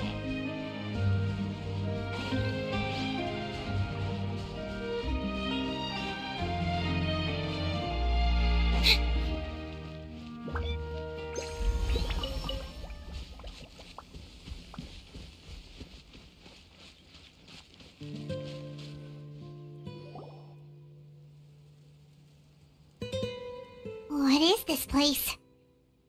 Somewhere long forgotten by everyone. It used to be a grand building. Now it's nothing more than a pile of rubble. No one comes here anymore, nor does anyone care about what once happened here. Although, this place does have something to do with the story I'm about to tell you. It was before I became a Harbinger, and before Linny and the others joined the House of the Hearth. Due to certain events, I first killed Clairvy and then her mother. And this is where it all happened. You were the one that killed Clairvy? Patience now. Allow me to explain Clairvy's side of the story first. I'll start from the beginning. Clairvy was 6 years old when she was brought by her mother, Crucibina, to live in the House of the Hearth. From the outside, it seemed like a fairy tale. A thriving family made up of kind adults and friendly children. Crucibina was the knave at that time, and the House of the Hearth was under her control. She was Clairvy's mother by blood, but she was also the mother to all the children in the house. Clairvy was happy here. for a time. But she quickly realized that being part of this family wasn't a fairy tale at all. It was a kind of purgatory. Purgatory? Exactly. The House of the Hearth takes in war orphans from all over Tevat. But as for how to raise them, that depends entirely on the person in charge. Crucibina came up with a novel idea. She would teach the children to fight, force them to duel each other, and then crown as the king of the house the child who proved themselves most worthy of inheriting her title. It's difficult to estimate the number of children who died or were maimed in the process. There's little I can say about the ones who died. The ones that emerged with permanent injuries, on the other hand, well, they still served a purpose. They would be handed over to the doctor to be experimented on, or sent away on dangerous missions. Nothing more than tools to be used and then discarded. So those were the experiments Clairvy was talking about. But what actually happened to her? You said that Clairvy was Crucibina's daughter, so if Clairvy tried to convince her to stop what she was doing, Crucibina probably would have listened, right? Despite being Clairvy's mother, Crucibina cared little for her daughter. She forced Clairvy to join the House of the Hearth only as a means to demonstrate her own impartiality as a mother, to prove that she treated all her children equally. Clairvy did try to convince her mother to change her ways, but it was to no avail. After her efforts failed, the only other option was to rise up and try to fight back. Unfortunately, the other children had already been thoroughly indoctrinated into the illusion of happiness Crucibina had created. Of course, there was one exception. Someone Clairvy's age who knew the truth about the House of the Hearth. Her name was Peruere. Wait, the friend that Clairvy mentioned? Friend, huh? I suppose we can call her that for now. Clairvy was a cheerful and passionate person with a tenacious spirit. Peruere, on the other hand, was rather cold-blooded. Her cold-blooded nature allowed her to see through Crucibina's facade. Yet, it was also this cold-bloodedness that prevented her from acting against it. At least at first. While Clairvy longed for freedom, Peruere was convinced that, amid all the fighting and violence, she would make it until the end. Despite their differences, the two became fast friends, united by their knowledge of the truth. Clairvy told Peruere that she hoped to create a real family, where no one would be killed or sacrificed. There may have been a certain naivete to her ideas, but Clairvy proved her determination many times over. She tried countless times to run away, ask for help, or expose the truth. But her efforts only earned her beating after beating. The only thing that kept her going was her strength of will. Even with her body racked with pain, she would still stand on her tiptoes and open the window at night. She and Peruere would look out at the moon together, a fierce longing for freedom shining in her eyes. But one day that light simply vanished. Oh no. What happened? Her hopelessness resulted from a culmination of things. 10 years had passed. 10 years worth of failure after failure. She and Peruere weren't children anymore, but finding any chance to escape still seemed as hopeless as ever. It was during this time that Peruere suggested a new plan. If escaping was out of the question, why not take down the very person sitting on top of this throne of lies? Mother herself. Clairvy rejected that proposal. She claimed that, as a famous harbinger, Crucibina possessed an unimaginable amount of power. Trying to kill her would have an incredibly low chance of success.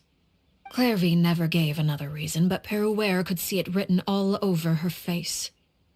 Clairvy still thought of Crucibina as her mother. Killing her own flesh and blood was a line she couldn't bring herself to cross. If she couldn't escape and fight back, then only one option remained.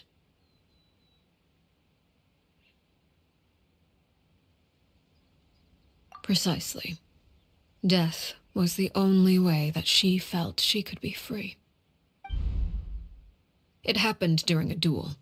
When she arrived at the dueling ring that day, her partner turned out to be none other than Peruere, the very person that had stood by her side all those years.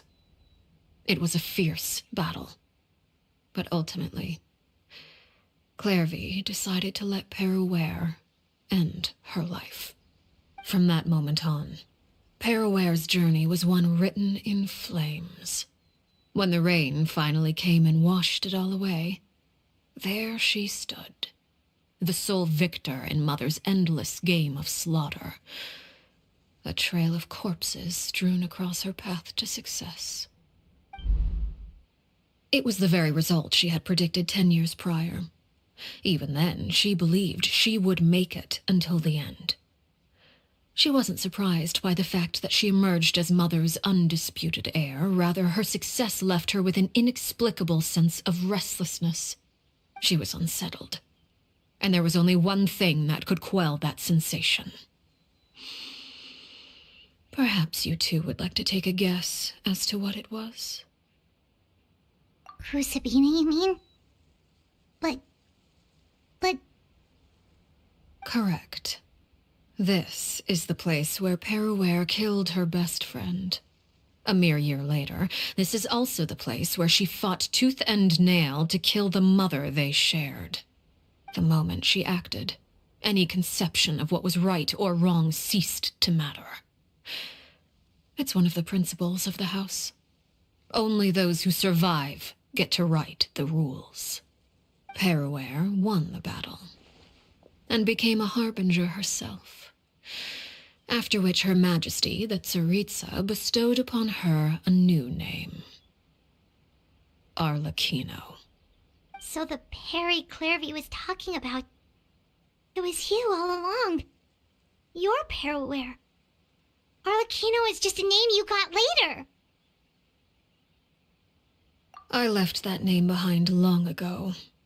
I must say, hearing it now does bring back memories. After I defeated Crucibina, the moniker of Mother died with her. I chose to forego the title she called herself, and even chose to give up my own name. I rebuilt the House of the Hearth under a new identity, not only as Arlecchino, but as father. And that is where the story ends. Any more questions?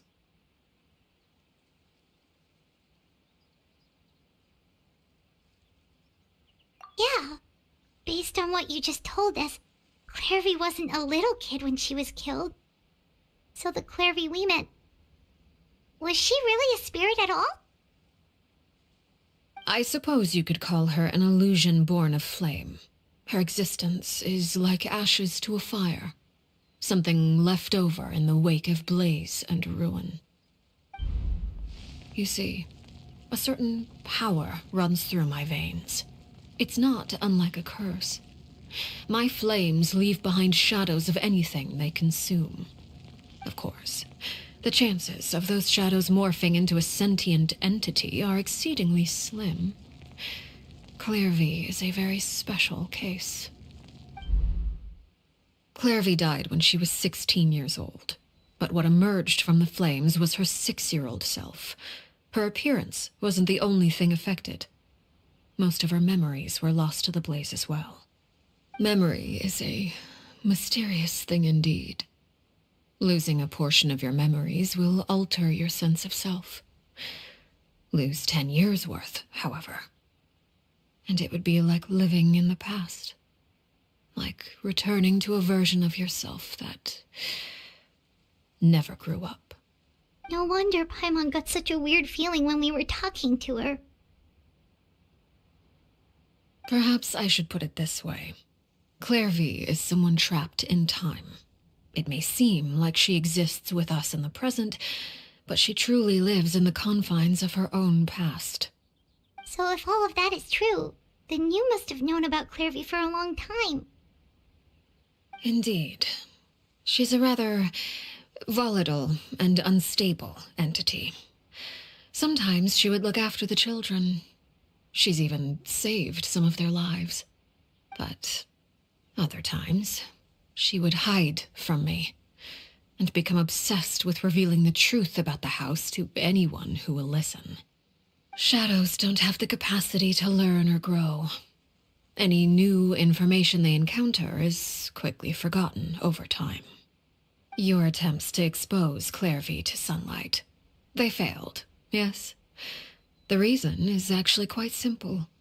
In Clairvy's mind, the house is impossible to escape, and it is this very perception that traps her there.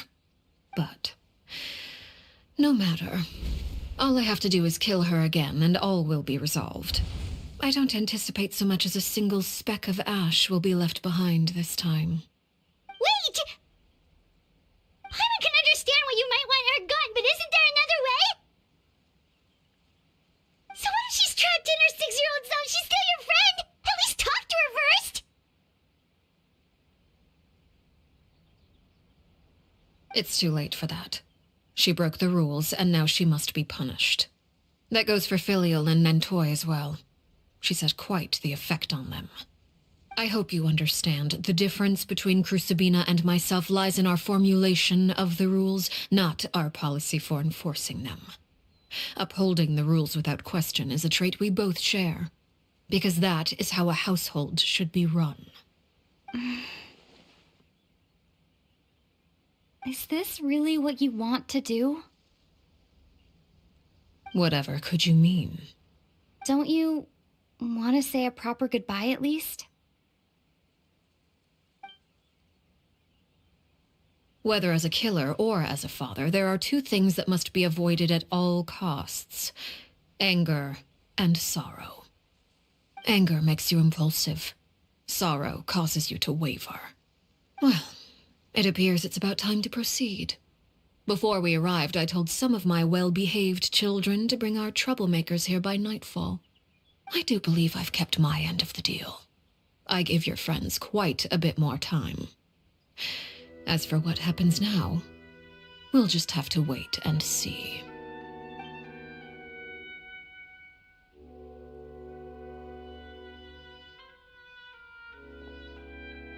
Here they are, Father. Oh, you gonna execute him? Seeing something like that would actually be a first for me. Lenny! I'm sorry. I heard about how you helped buy us more time, but I still failed. I couldn't find a way to fulfill her wish. Huh? Are you... Perry? Indeed, it's been a while, Clairvy. Perry! Shh, stay right there.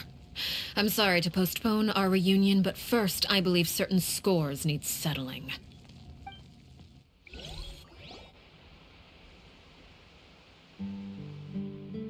Father, let me explain.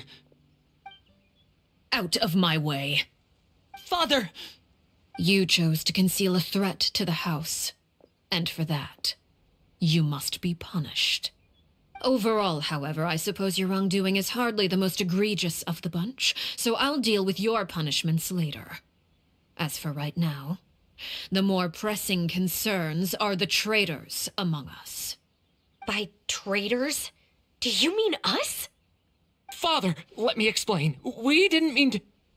Fultz, why don't you share what you heard? Yes, Father. Secret Midnight Meeting number 3. Participants: Filial, Nantoy, Sato, Toddy. Nantoy clearly said, "If only Father wasn't the one who took us in." Sato added, "I'm sick of this life. I just want to live as a normal person." Filial was the worst of them all.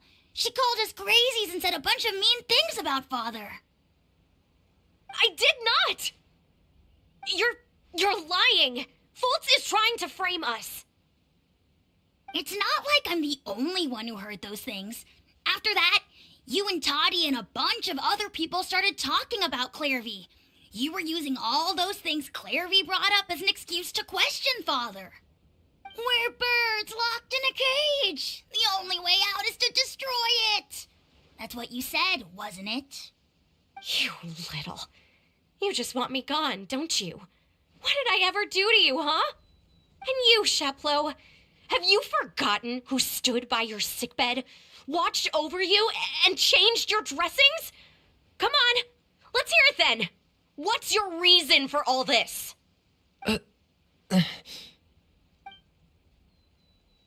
You're wrong, Filial. We don't want you to die. You're our family. Liar. You wouldn't be doing this if that were the case. So why? Why have you backed us into a corner? We all live in the House of the Hearth. You know the type of work we do, Filial. A single betrayal can cost dozens of us our lives. It's not like it's never happened before. That kind of thing is hard to forget. That's why the House of the Hearth cannot tolerate any form of betrayal. Ever since we came to Poisson, you've had 7 secret meetings. A lot of the things you talked about really crossed the line. You've been spying on us for half a month? Wait a second. Now that I think about it, the move to Poisson was just a way to make it easier to spy on us, wasn't it? Because we were all in one place.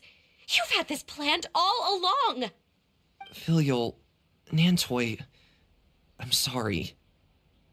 I owe you both my life. I owe Clairvy too. If it weren't for all your help after I got poisoned, I wouldn't be standing here today. If this were any other situation, I would do anything to repay that kindness, even if it cost me my life. But rules are rules. I'm sorry. My hands are tied. Why? Why? That's enough, Filial. We made a mistake, and we should own up to it. We broke the rules, plain and simple. And now we have to face the consequences. I'm sorry, Sheplo. Fultz. I'm sorry, Father. We accept our punishment. Chapleau, according to the rules of the House of the Hearth, how should these traitors be punished? All those who betray the house pay with their lives. And so it shall be.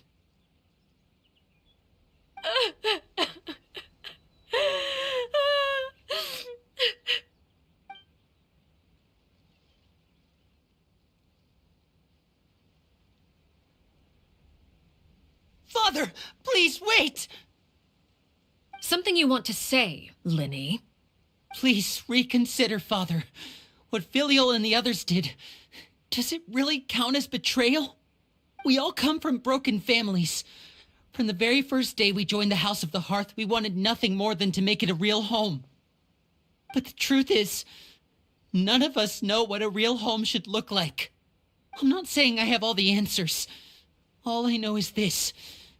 Killing Filial and the others may uphold the rules, but doing so will only bring us further away from being a real family than we've ever been. So please, Father, please reconsider. I agree with Linny. Father, please. Linny, you...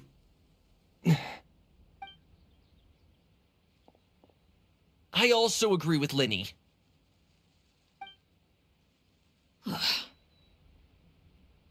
An order once given cannot be rescinded. However, given the extent of your determination, I suppose we shall have to go about this a different way. Draw your weapons and face me. Our weapons? Father, are you referring to a duel? Precisely. The rules of the house will not be altered. Traitors must be punished. However, resolving disputes with a duel is also one of our rules, one that also applies to me.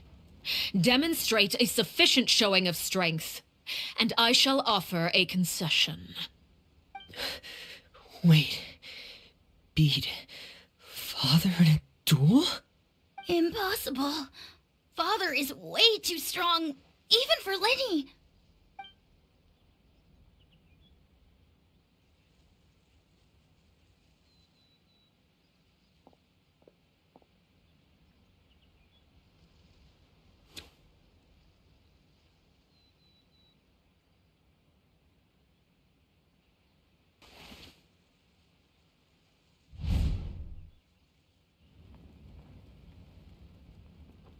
Did you hear that, Traveler? Lenny and the others have to duel the knave. What should we do? Can they really win something like that? If they lose, those people from the house are really gonna be executed. Hey, are you listening?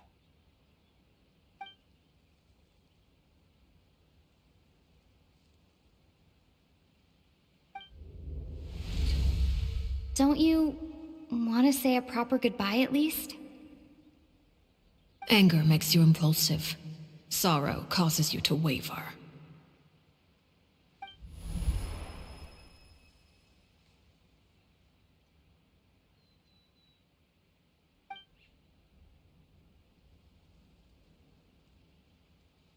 Oh, looking at that expression on her face, she seems really serious about this.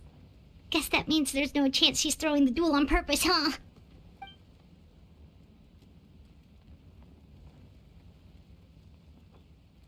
When guests are around, families are often on their best behavior, and any disputes are less likely to escalate. When the time comes, make the choice that you deem most appropriate in the situation, and lend your help to the House of the Hearth. What's wrong, Traveler? Hey, where are you going? Traveler?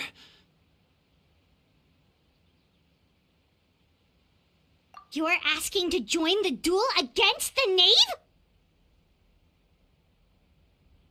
I'll allow it. We do have a ready-made dueling ring at our disposal, after all. All I would advise is this.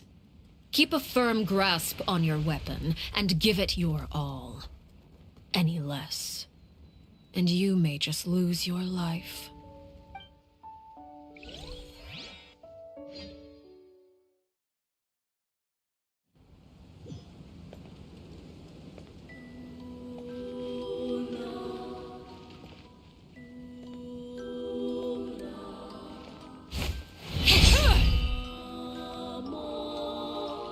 Why the hesitation? With and voila! Flames.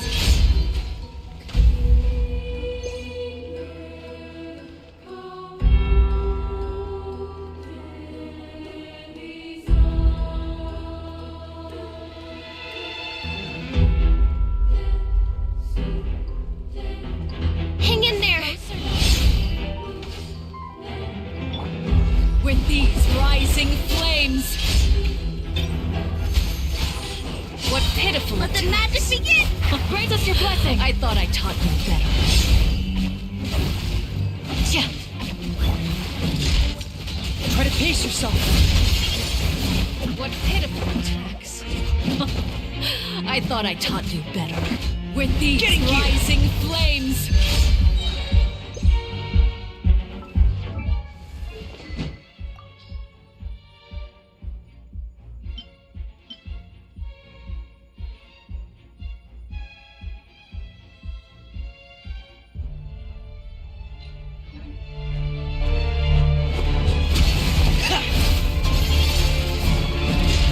Watch out for Father's movements!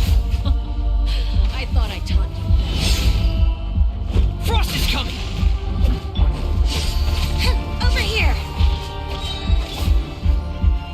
With the fall of darkness, destruction shall rise. You the Have a taste of Hang in there!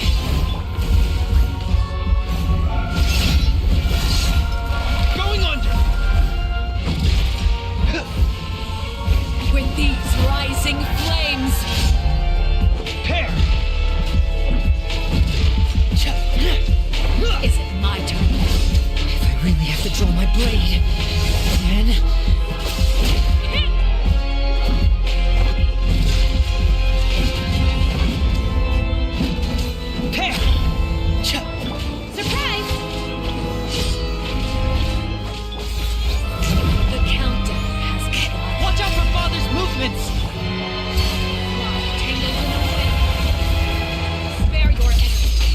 running is of little use. With these rising flames... Step on up! Is it my turn? Are you alright?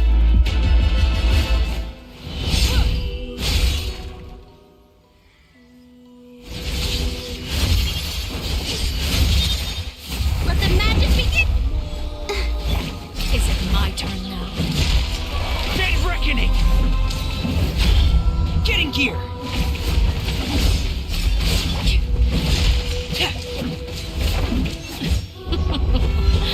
Look at you. Trapped like a bunch of helpless animals.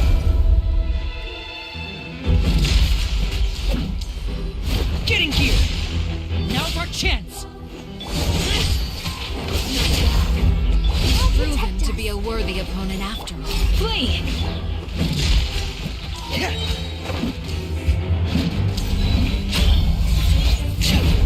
The countdown has begun. Spare your energy. Running. Father's even stronger than I expected.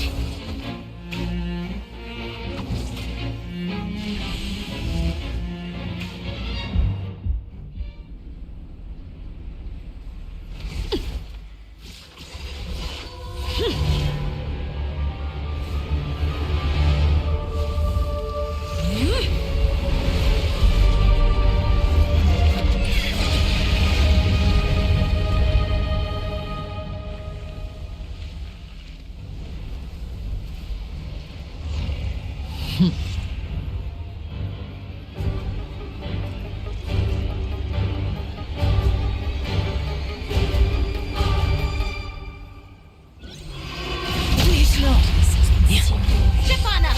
My blade is all that Let the remains. show begin. Be amazed! Hair! Going under! Get in gear! Hair!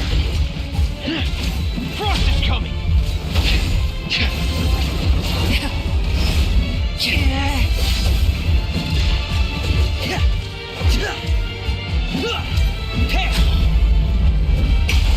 Surprise! Let's see how strong he is. Now's our chance! Over here!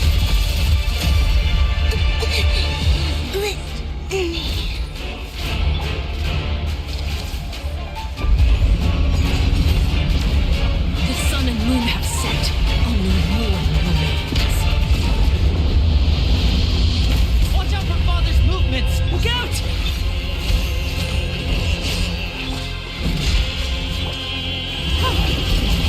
Pin them down! Dead reckoning! Frost is coming! Hair! Now's our chance! Over here! Surprise! Let's dance!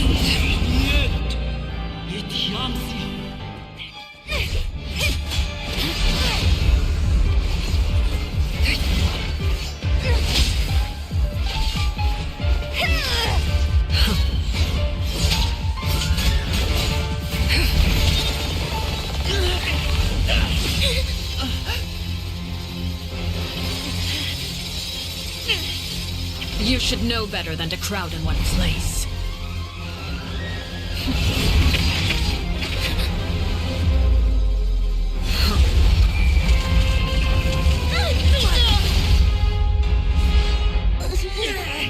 Oh, I know. Now!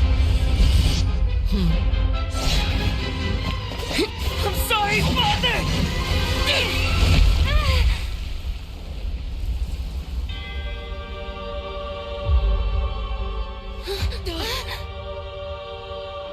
Sorry for what? This pitiful excuse for an attack.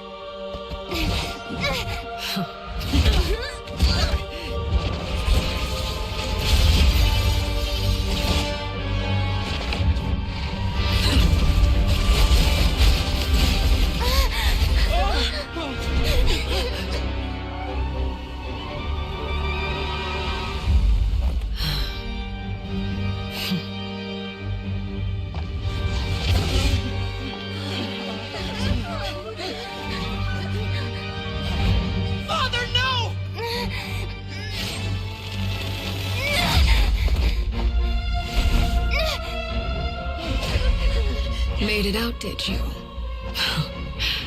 You're stronger than I expected.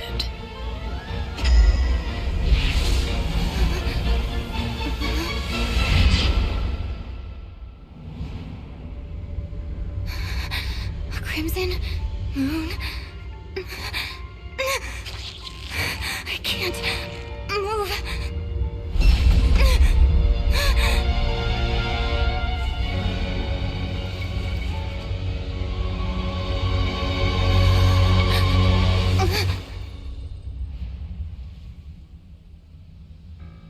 Still, not strong enough to beat me.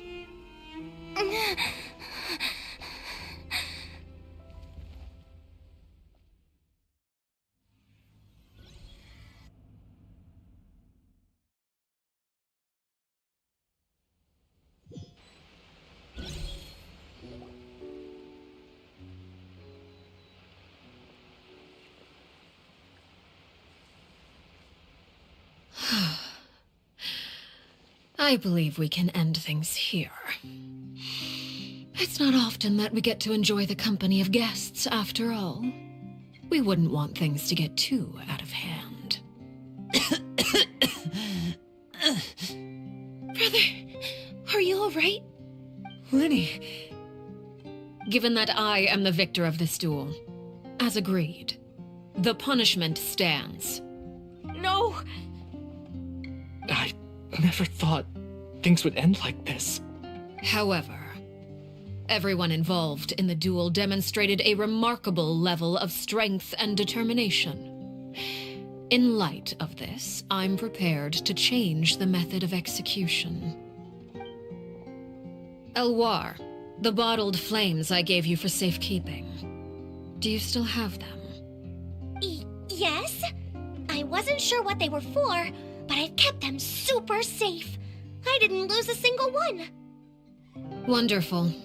Then, in just a moment, I'll have you administer them. Bottled flames? Indeed. They're the product of a secret experiment. Under certain special circumstances, flames can be extracted from my person and preserved. Once ingested, searing pain will spread across every inch of your body. No harm will come to you physically, but your memories will be burned away. If you can withstand the pain. When you awake, you'll have forgotten everything you know about the House of the Hearth, and will be expelled from the organization.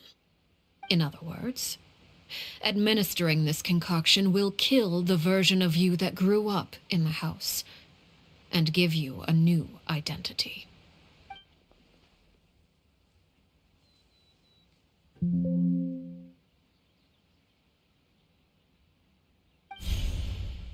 Memory is a mysterious thing indeed.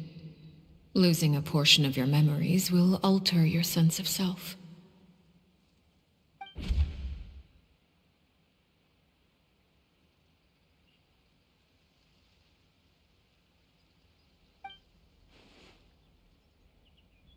So, you're just letting us go, Father? You misunderstand. Memories are extremely important. Once consumed by flame, the version of you standing before me will die, and our secrets will die with you. So no, I don't intend to just let you go, because the person who survives will be nothing but a stranger. Even so, I won't have to live in fear anymore. I'm sorry, Father. I'm sorry I let you down. But I really... Don't cry, Filial. You haven't left the house yet, so there are still rules to be followed, yes? Remember what I taught you. Anger makes you impulsive, sorrow causes you to waver. Don't let yourself be controlled by your emotions. Of course. I'll remember. Dry your tears, and go pursue the life you really want. Yes, Father. Chaplot, Fultz, Elwar, take them back to Poisson. And bring Lenny and the others as well. I prepared 3 extra vials of bottled flames. As for whether to take them, The choice is yours. Goodbye, children. The next time we meet, I will no longer be your father. Thank you for all you've done for the house.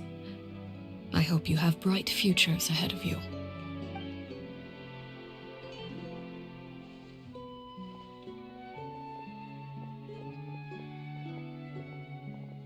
Father.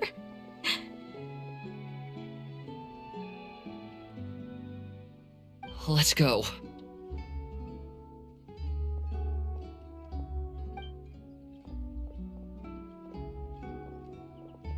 Here, grab my arm, Linny. I'll help you walk back. Thank you.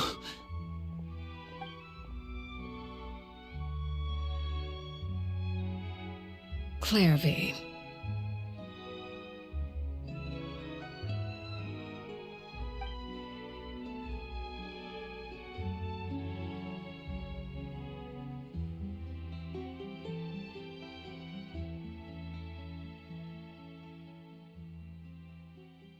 Can we talk now?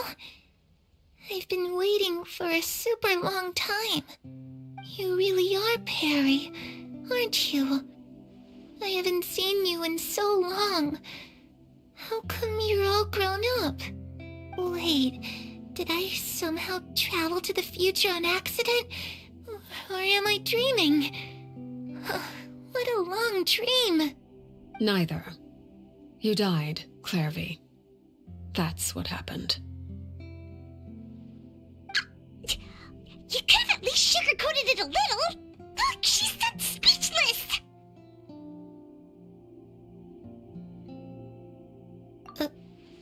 Oh. Okay then. Huh? That's it? You accepted it just like that? Yep. If that's what Perry says happened, then I believe her. Perry wouldn't lie to me. Plus, I don't really need to know why I'm like this. I'm more curious about what happens in the future. If you're a harbinger now, Perry, that means Mother is gone, isn't she? Can you tell me about it? I want to know what happened to her. And to me. You never stopped trying to defy fate. At first, no one believed you. You could only vent your frustrations to the moon. In fact, you often sought comfort in the night sky. You wanted to see the aurora, so one night we promised each other we would go to Snezhnaya to see it together. Later on, you tried to run away, but you were brought back each time. Mother spared your life, but it wasn't out of kindness.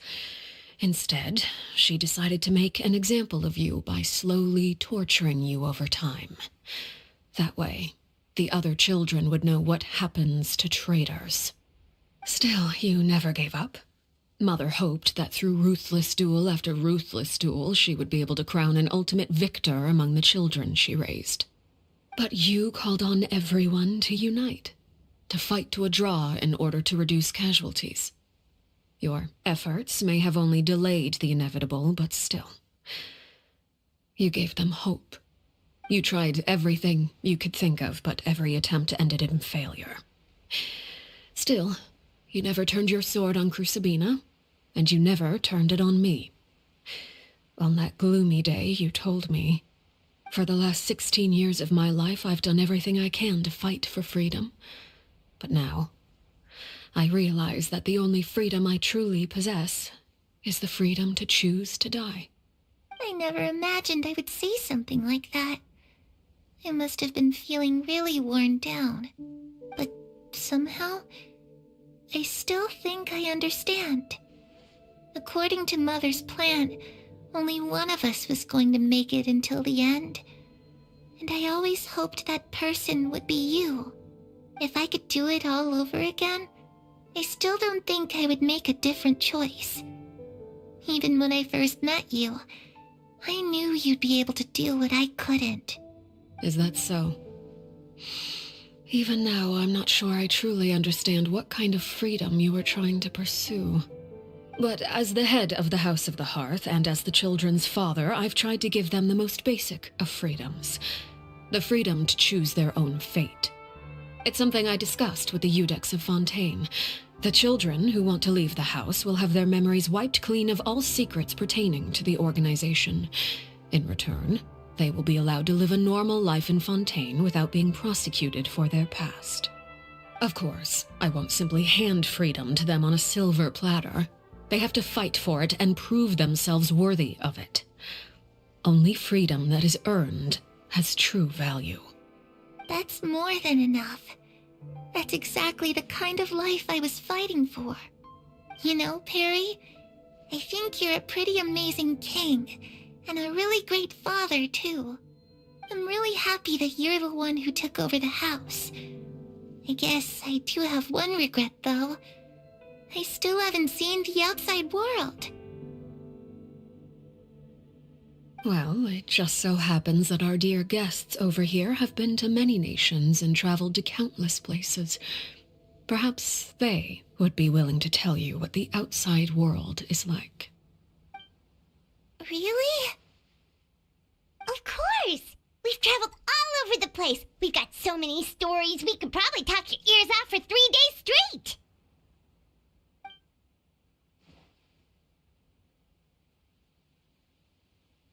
You know, I used to dream of being a bard, playing the lute while singing into the winds of freedom.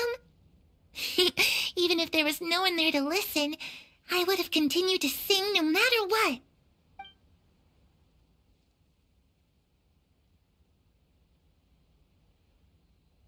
Ah, that's where Mora comes from. I never knew that before. If I had some Mora, I would buy 3 new dresses. One for me, one for Perry, and one for Mother. It's just too bad Perry doesn't like wearing dresses. And Mother, well, she probably wouldn't accept something like that either.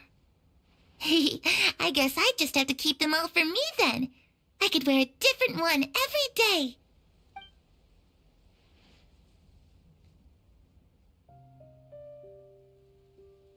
Those yokai you mentioned, what do they look like? I once saw a drawing of this one guy with horns on his head and a super scary face. Are there any yokai like that? Oh, sounds like you're talking about an Oni. Yep, we've met one, and let Paimon tell you, they're not nearly as scary as they look.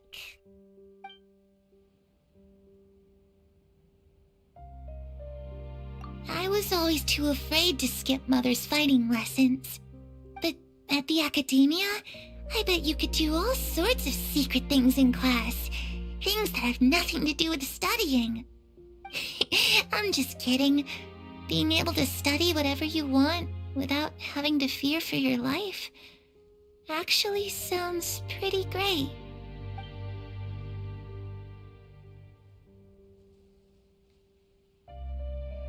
The situation was super dangerous. Lenny and Lynette were accused of committing a crime, and they were going to have to stand trial at the Opera Epicles. Oh no, that must have been hard for all of you. What happened next? Don't worry, we were able to turn the situation around super quickly. All thanks to Detective Paimon, of course. How'd you do that? Come on, tell me. Okay, so it was like this. After the failed magic show, we rushed to the scene and...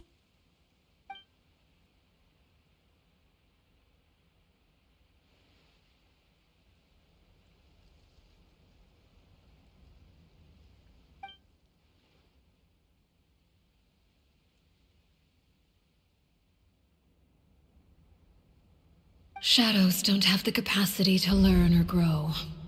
Any new information they encounter is quickly forgotten over time.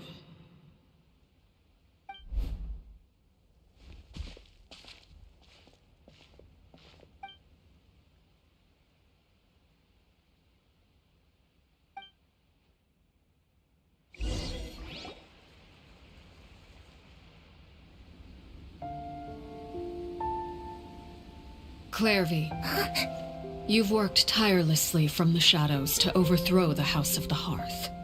Now, by my authority as the Knave, I shall announce how this matter ends. You are hereby expelled from the House of the Hearth. You are no longer tied to this place. nor are you bound by its rules.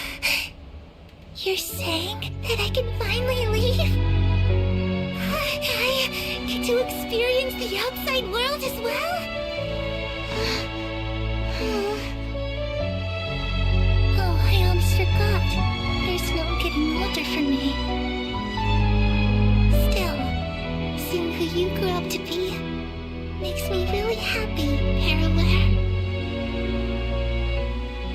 Take care of yourself. Goodbye. May we meet again someday.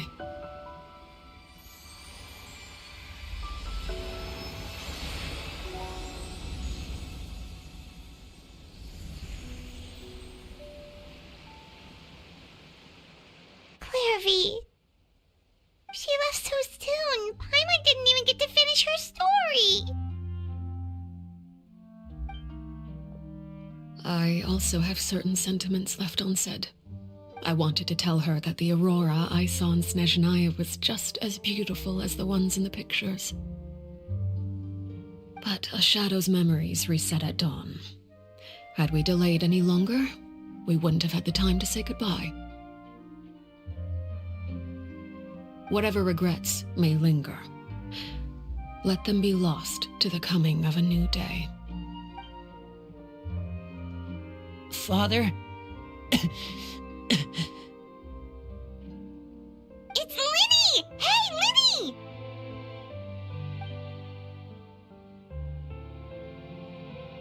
What is he doing back here? Let's go check it out.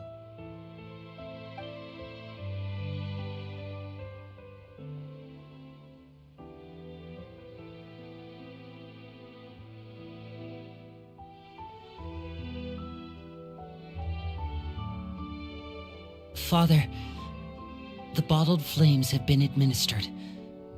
Filio and the others have left the house. And you? What have you decided? Thank you for giving us that choice, Father. But we never wanted to leave the house. It's the only home we've ever known. Lynette and Fremine feel the same way. They're recuperating back at the Hotel Bouffe d'été. But I decided to come back and tell you where we stood. I'm sure you're well aware of the expectations I have for you. I want you to follow in my footsteps and become the next king of the house. Yet you seem to have different ideas. I must admit, I'm rather surprised by your decision to stay. There's nothing wrong with choosing to live a quiet life.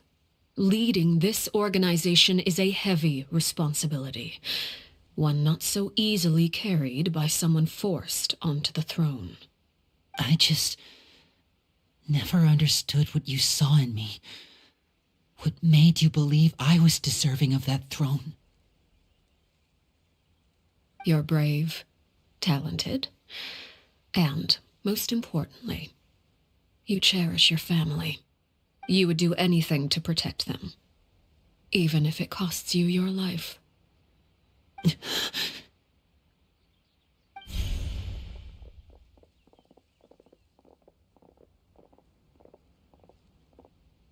Speaking up back there was so brave of you, Linny. It's all thanks to you that we were able to convince Father to back down. You're a hero, Linny. Hero? Father is the real hero.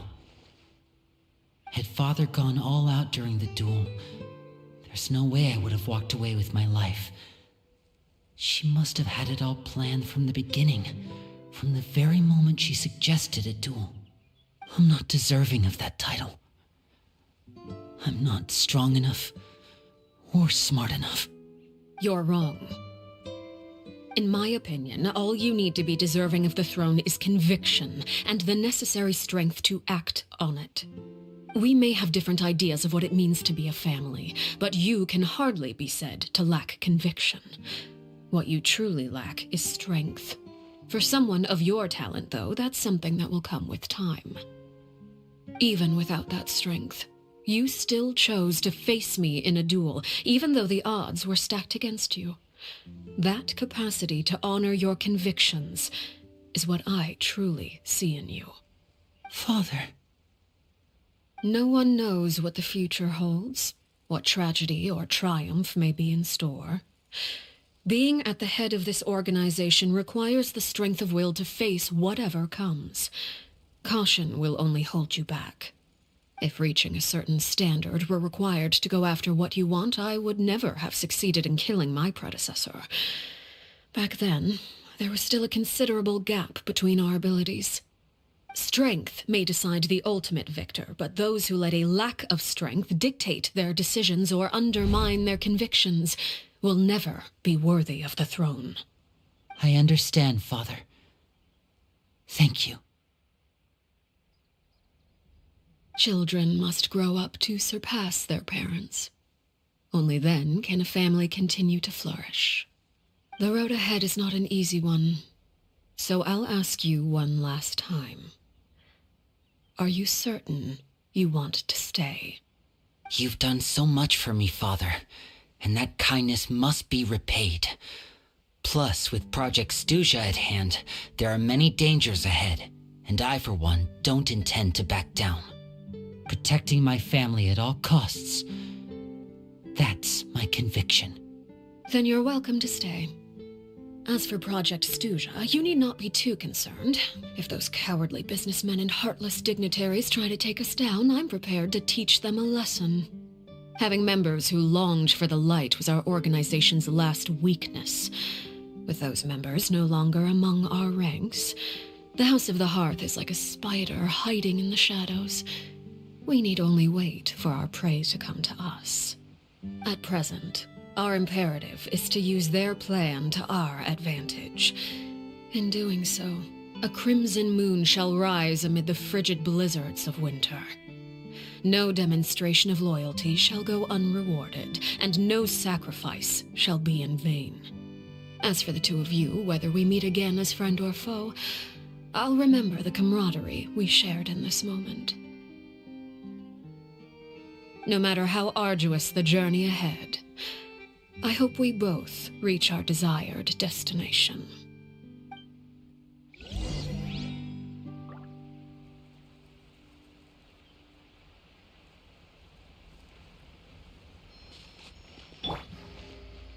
Let the show be...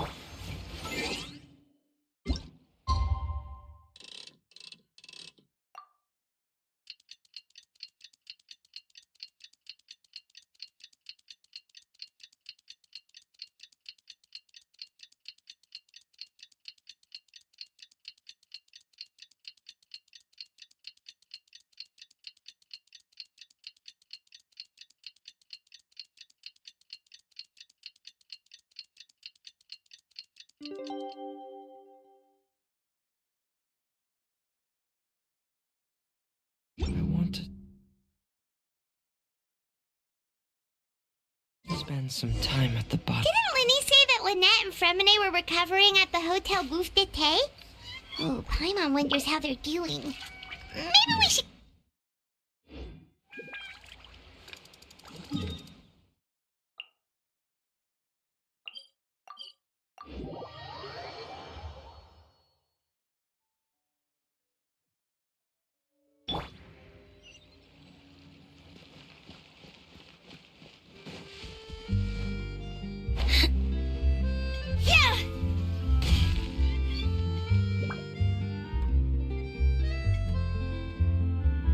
Lynette? Fremine?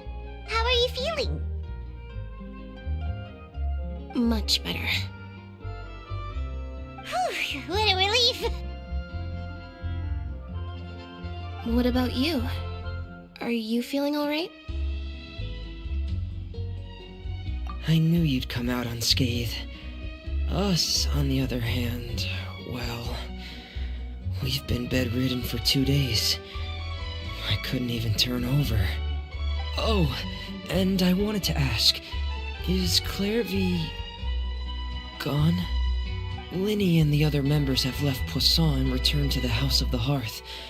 According to him, there haven't been any more sightings of a spirit roaming the house. I see. I'm glad. Father came to check up on us 2 days ago, and told us about what happened with Crusabina and Clairvy.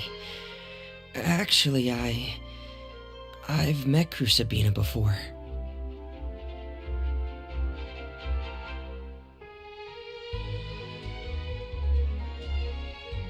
Wait, what? You've met the former knave? Crusabina died a year after Clairvy. It was during the year between their deaths that I joined the House of the Hearth. Crusabina had an extremely cruel and radical way of doing things. While she was alive, the atmosphere in the house was suffocating. When I joined, though, the experiment she valued so much had already come to an end, and all the people involved, dead and injured alike, were gone. Crusabina never talked about the past with us newcomers. A couple of months after I joined, Father killed Crusabina and burned all her files. With that, the names of all the people subjected to her experiments, Clairvy included, were lost to the flames, along with the painful memories they represented. Father took in Lenny and me a couple months after that, but she never mentioned anything about Crusabina or Clairvy. It really seems like something she was planning to keep to herself. The last time you talked to her, did she mention why she kept it a secret for so long? She said she didn't want us to be affected by the darkness of the past. She was worried we'd develop a false sense of gratitude towards her if we knew about it. The foundation of a family should be free of any corrupting influence. Whatever happened in the past, it has nothing to do with who we are now. And that's what Father told us in the end. But I still thanked her for everything. It was only after hearing about what Crusabina did that I finally realized how insignificant our lives could have been. The members of the house meant nothing to her. To say that she valued them in any way, even just as a tool, would probably be giving her too much credit. If Father hadn't taken over the House of the Hearth, I probably would have already... Father rarely brings up the fact that she saved us. She doesn't believe that being indebted to her should be what ties us together. But even if we didn't owe her anything, we would still choose to stay. Because this is our home. We may have arguments or times when we feel wronged. Some people may even choose to leave. But as long as Father's here, we will always have a home. Whether the path before us is bathed in sunlight or shrouded in shadow, we'll follow Father wherever she chooses to go. So I wanted to say thank you for helping us make it through this crisis. Without your help, we could have lost a lot more along the way. Oh, we didn't do anything, really. Of course. You're welcome anytime. Are Filial and Nantoy okay? I actually saw them at a cafe this morning. They didn't recognize me. From what I could tell, they were drinking coffee and talking about one of the operas that started running recently. They seemed happy. If I had to take a guess, I would say they finally found the kind of life they always wished for.